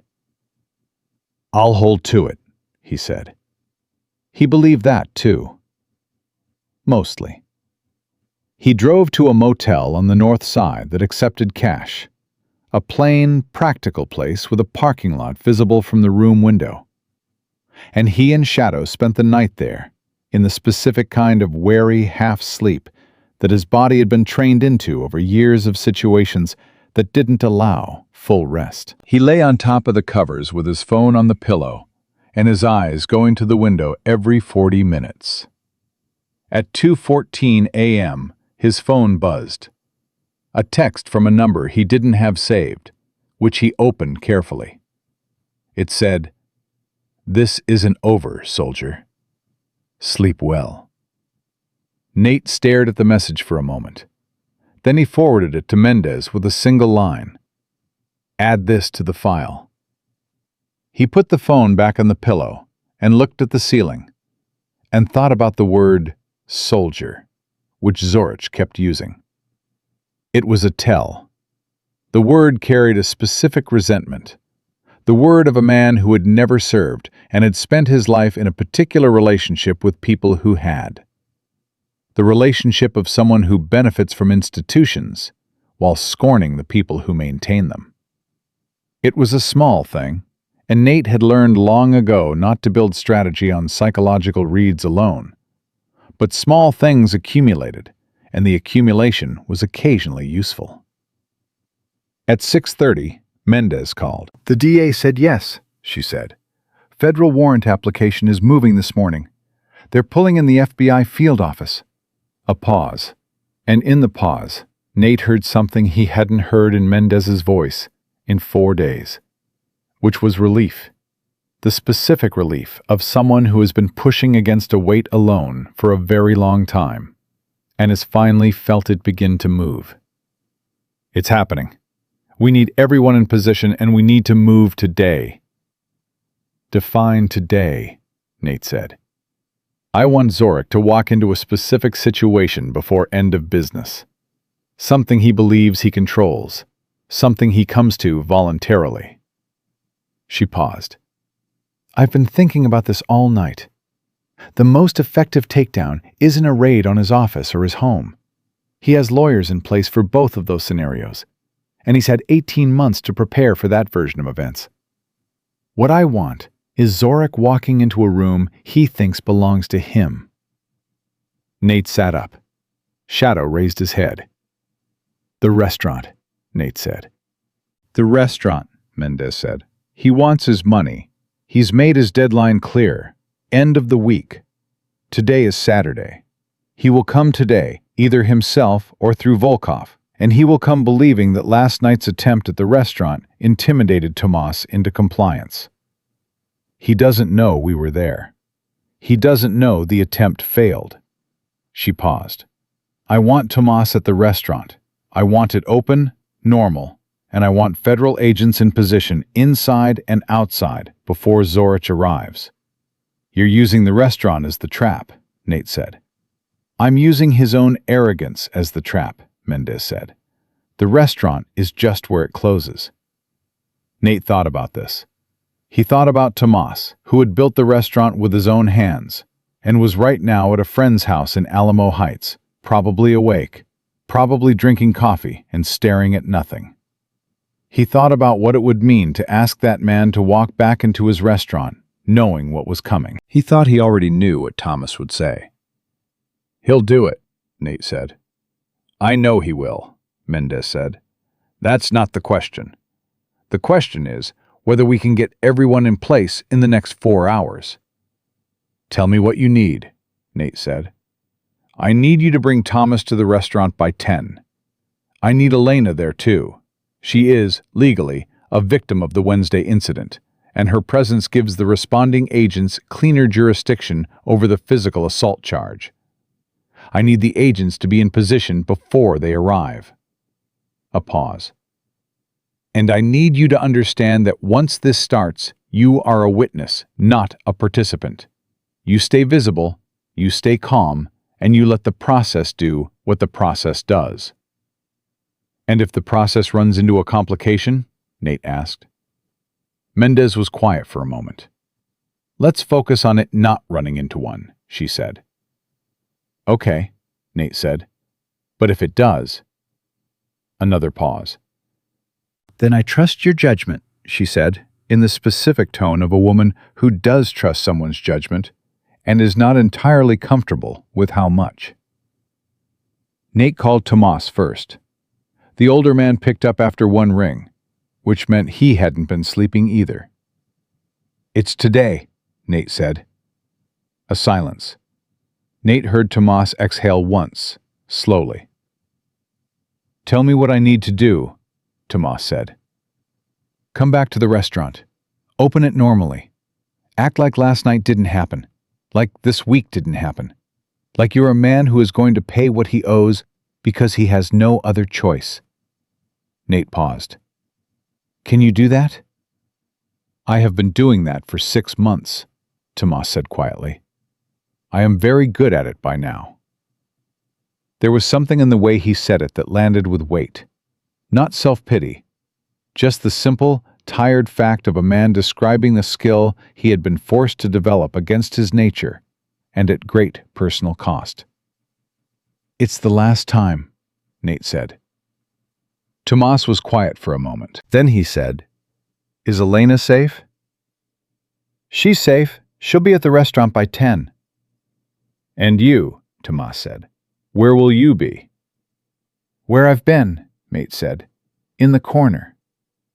He heard Tomas make a sound that might have been the beginning of a laugh, quickly contained, the laugh of a man who finds something unexpectedly funny in the middle of something very serious. All right, Tomas said.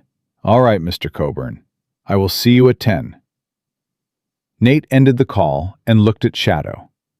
The dog was standing now, its posture carrying the attentive, ready quality it always had when it could read in Nate's body that something was about to happen. The dog didn't ask whether it was going to be okay.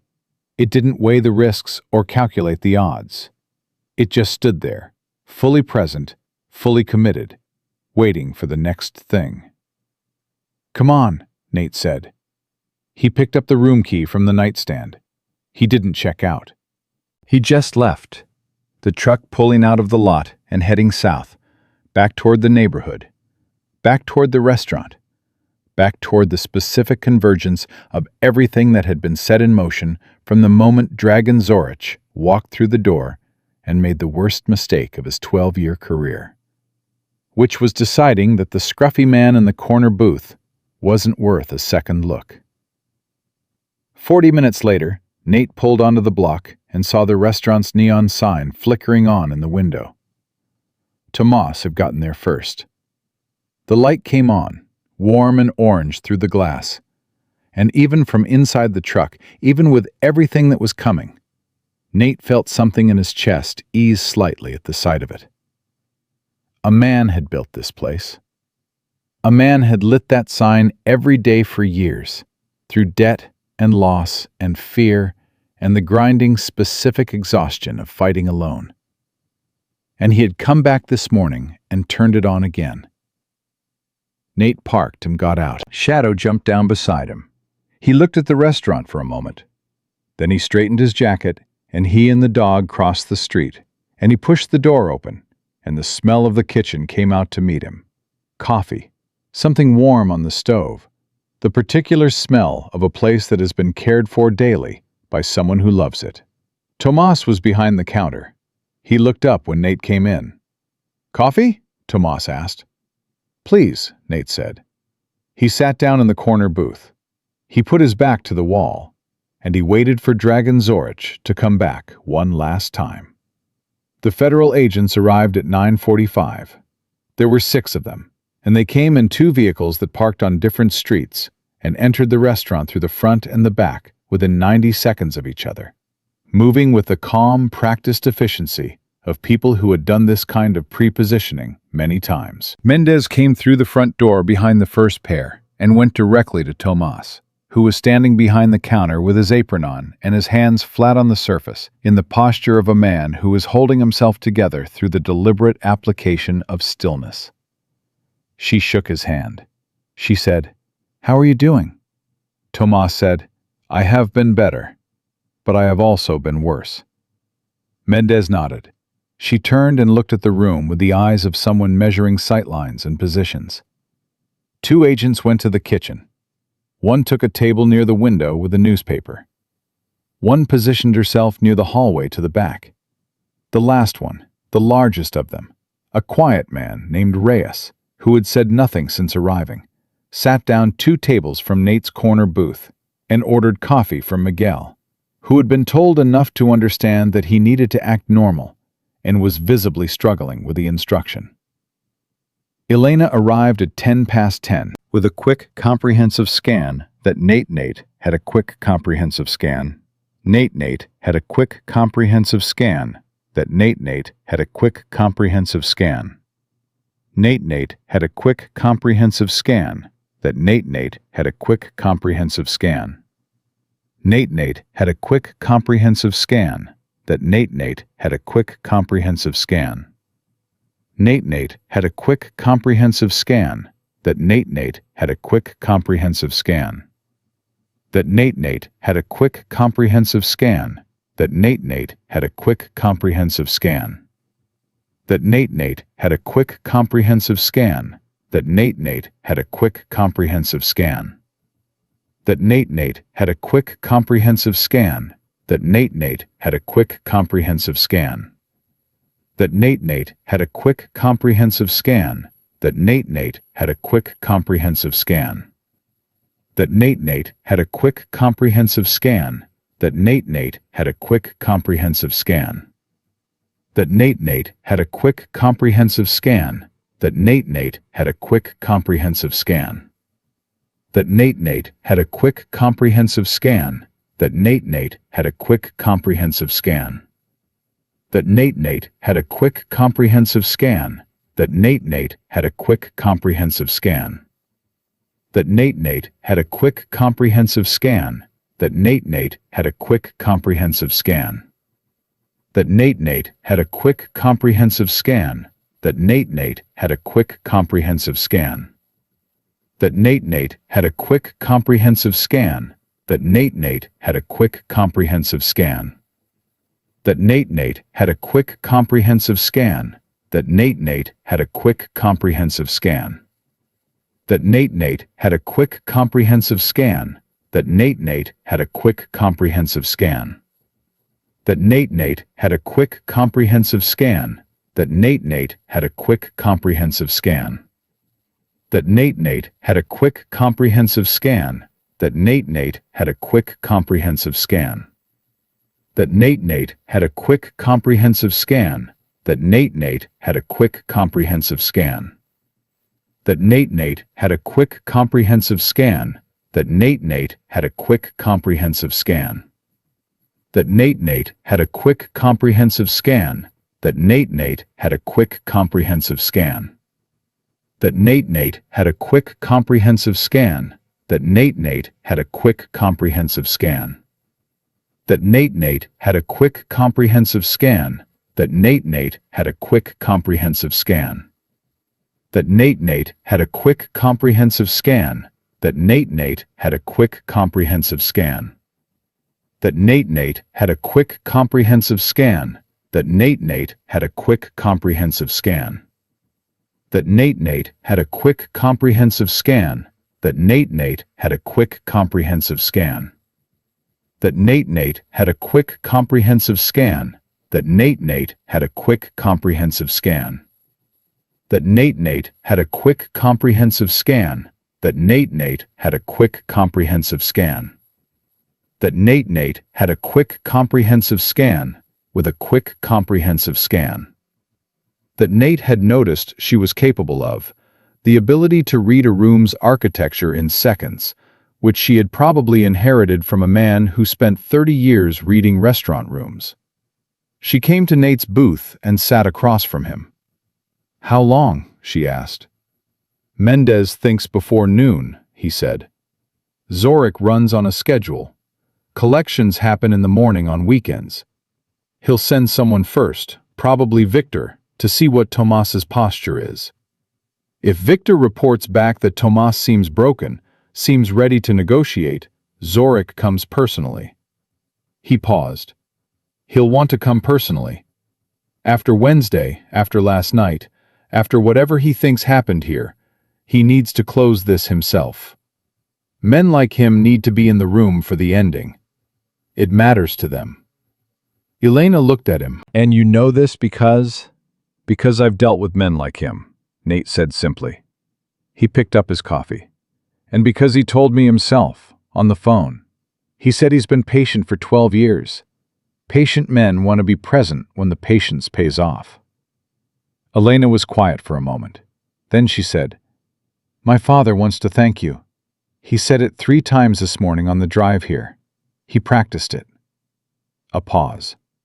He's not good at asking for help, or receiving it. He's spent his whole life being the person other people lean on. This has been... She stopped. Hard on him, Nate said.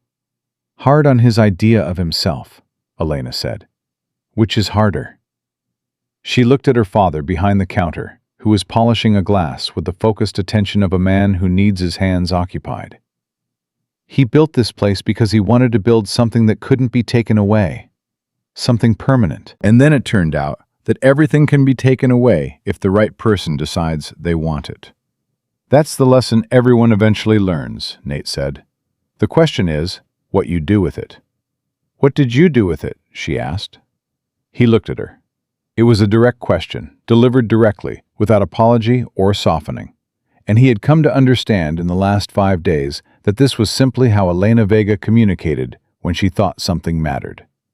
I stopped trying to build permanent things, he said.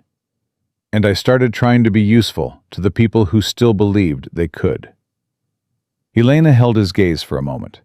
Then she nodded once, with the small, precise nod of someone who has heard something true and is filing it carefully.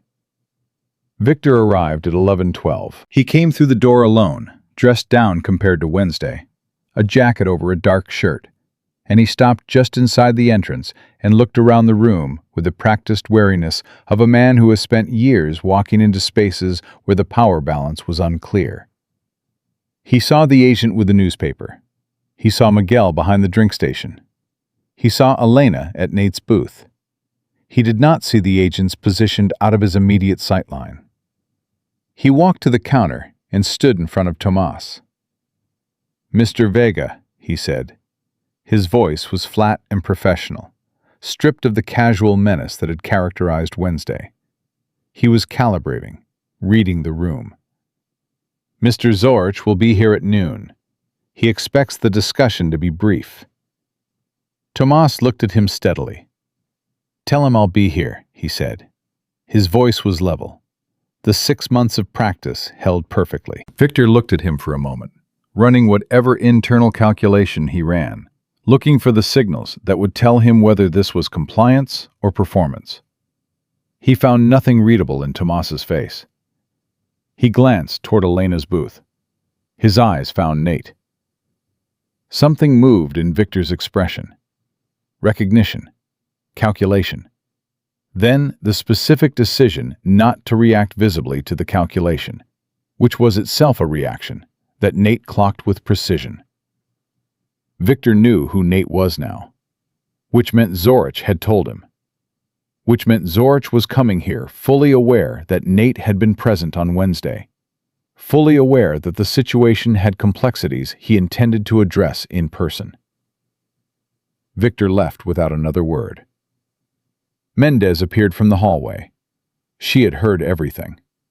She looked at Nate. "He recognized you," she said. "Yes." "That means Zorich knows you'll be here." "Yes." She studied him. "He's going to come in with more than 2 men. Probably 3, maybe 4, Nate said. "He's not going to bring an army to a restaurant in broad daylight. That's not his style. He'll bring enough to feel in control of the room, and he'll rely on the assumption that the room belongs to him." He looked at her. "The assumption is the trap, like you said." Mendez looked around at her agents, running her own calculation, then nodded. "When he walks through that door, I need 30 seconds to get everyone positioned before I identify myself. 30 seconds of normal." "You'll have them," Tomas said from behind the counter. He had been listening. He set down the glass he'd been polishing and looked at Mendez with the quiet resolve of a man who has made peace with what the next hour requires. "I have been giving that man normal for 6 months. I can give you 30 seconds." The hour between Victor's departure and noon was the longest hour in the restaurant's history. Miguel cleaned things that were already clean. Elena drank 2 cups of coffee and didn't taste either one. The agent with the newspaper turned the same page 4 times. Tomas stood behind his counter and was, as he had said, very good at the thing he had been forced to practice. Nate sat in his corner booth and was still. Shadow lay under the table. Mendez had asked about the dog, and Nate had said the dog stays, and the quality of the way he said it had resolved the question efficiently. At 11:58, a black SUV stopped in front of the restaurant. At 11:59, the door opened. Dragon Zorich walked in first. Behind him came two men, not Victor, not Volkov. Two men Nate hadn't seen before, both larger than Victor, both moving with the weight of people who had been told this was a simple collection from a frightened restaurant owner, and were here as a formality. Zorich was dressed the same way he had been on Wednesday. The expensive suit, the cufflinks, the constructed bearing of a man who has decided that appearance is a form of power, and is invested in it accordingly. He scanned the room. He saw the agent with the newspaper and clocked him as a customer. He saw the agent near the hallway and did not immediately recognize the positioning. He saw Miguel. He saw Elena at her table. He saw Tomas. He saw Nate. He stopped walking for 1 full second. Then he continued, because stopping was also a signal, and he was too practiced to send it. But Nate had seen the second. He had counted it. Zorich walked to the counter. His two men spread to either side, the way Victor and Volkov had spread on Wednesday, covering the kitchen entrance and the front door. Zorich placed both hands flat on the counter in front of Tomas and leaned forward slightly, the posture of a man who is used to the counter belonging to him, regardless of whose name is on the deed. "Tomas," he said. "Last chance." Tomas looked at him. 40 years of building something, 6 months of losing sleep over it. And right now, this moment, the last performance of a role he had never wanted. "I know," Tomas said. "You know what that means," Zorich said. "I know exactly what it means," Tomas said. He stepped back from the counter. Mendez came out of the hallway. "Dragon Zorich," she said. Her voice was clear and carried, and filled the room the way the voices of people with authority tend to fill rooms when they are finally using it in full. "I'm Special Investigator Carla Mendez, Bexar County DA's office, operating in conjunction with the FBI field office in San Antonio. You are under arrest on charges of extortion, criminal usury, conspiracy to commit arson, witness intimidation, and aggravated assault." She held up the warrant. "There are federal agents at every exit of this building. Do not move." The room became very still. Zorich's two men looked at the agents who were now visible and positioned, who had materialized out of the ordinary furniture of the room, with the specific suddenness of people who had been waiting to be seen. The larger of the two men moved his hand toward his jacket. The agent named Reyes was beside him in 2 steps, and had his wrist controlled before the hand completed its journey, and said one word. "No," and the man went still. Zorich did not move. He stood at the counter with his hands flat on the surface, and looked at Mendez with the expression of a man running 18 months of contingency plans through his mind in the space of a few seconds, testing each one for viability, finding each one compromised. He looked at Tomas, then at Elena, then at Nate in the corner booth. 18 months, he said, and it was addressed to Mendez, but his eyes stayed on Nate. "You've been building this for 18 months. "Yes," Mendez said.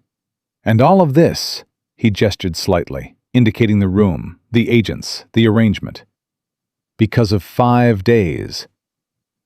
Because of 9 witnesses willing to go on record," Mendez said. "And 1 documented attempt at arson. And 1 current assault charge with 12 witnesses." She paused. "And because some things take 18 months to build and 5 days to finish." Zorich looked at Nate for a long moment. His face held the complex, layered expression of a man who has spent his career being the most dangerous thing in every room he entered.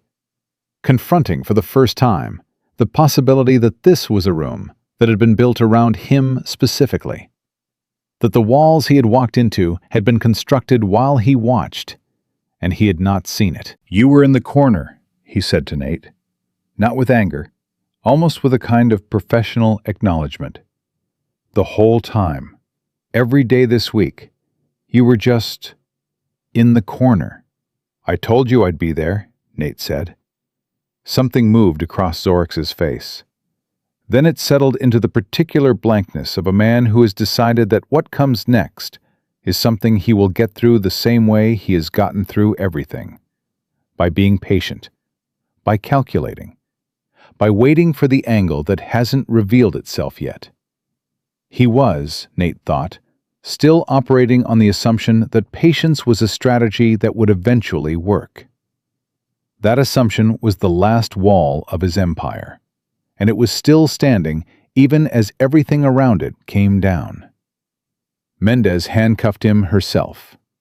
She did it efficiently and without ceremony, and Zorich allowed it with the stiff, controlled dignity of a man who has decided that how he is seen in this moment is the only variable still within his control. As they walked him toward the door, he stopped once, turned toward Tomas.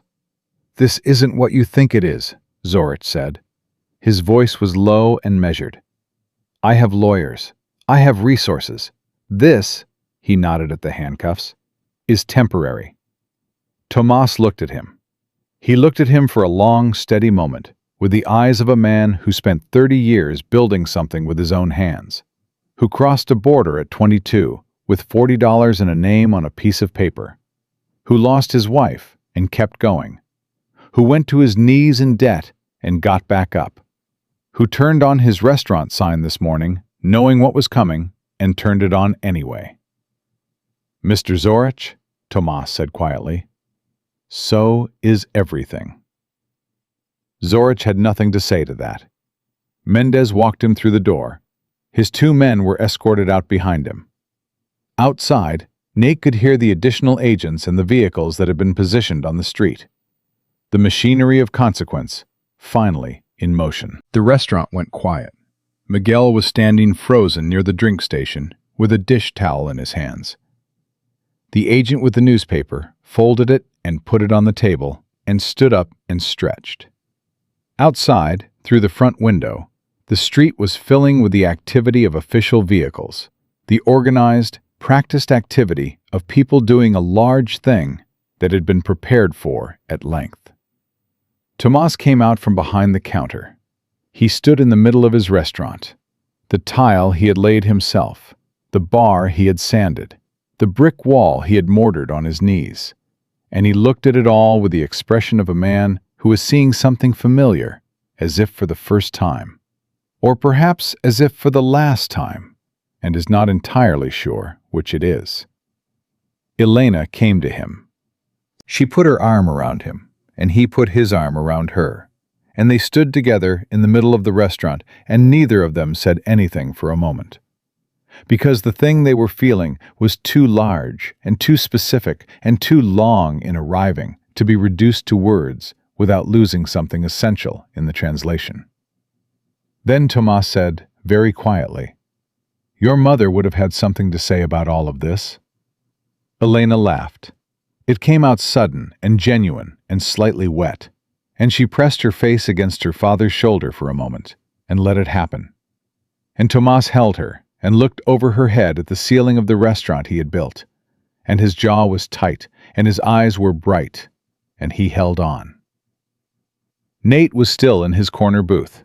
He had not moved during the arrest or after it. He was sitting with both hands around his coffee cup, watching the room with the expression of someone who has completed a thing and is sitting with the completion of it, feeling the particular, complicated quiet that follows the end of sustained effort.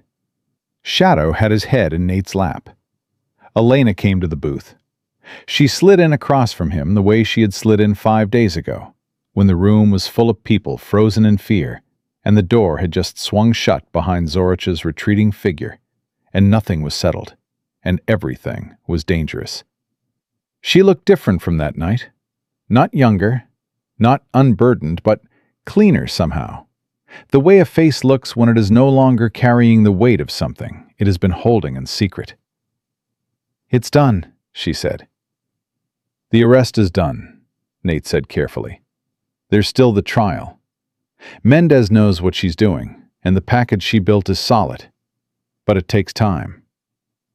"I know," Elena said. "I know it takes time." She paused. But he's not walking back through that door. "No," Nate said. "He's not." She looked at him across the table. Outside, the official vehicles were beginning to thin. Mendez came back through the door, spoke briefly to her agents, made several notes on her phone.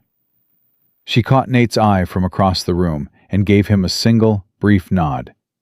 The nod of someone who has closed something that has been open too long and feels the closing of it in her bones. "What happens to you now?"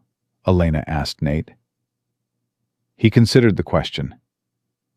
"Same as before," he said. "Quiet meals in corner booths, Maya on weekends. Shadow needs a new chew toy." He looked at the dog. "He's been extremely professional this week, and I owe him." Elena smiled. It was small and real and reached her eyes. "You're not as hard to read as you think you are," she said. "Most people tell me the opposite." "Most people aren't paying attention," she said.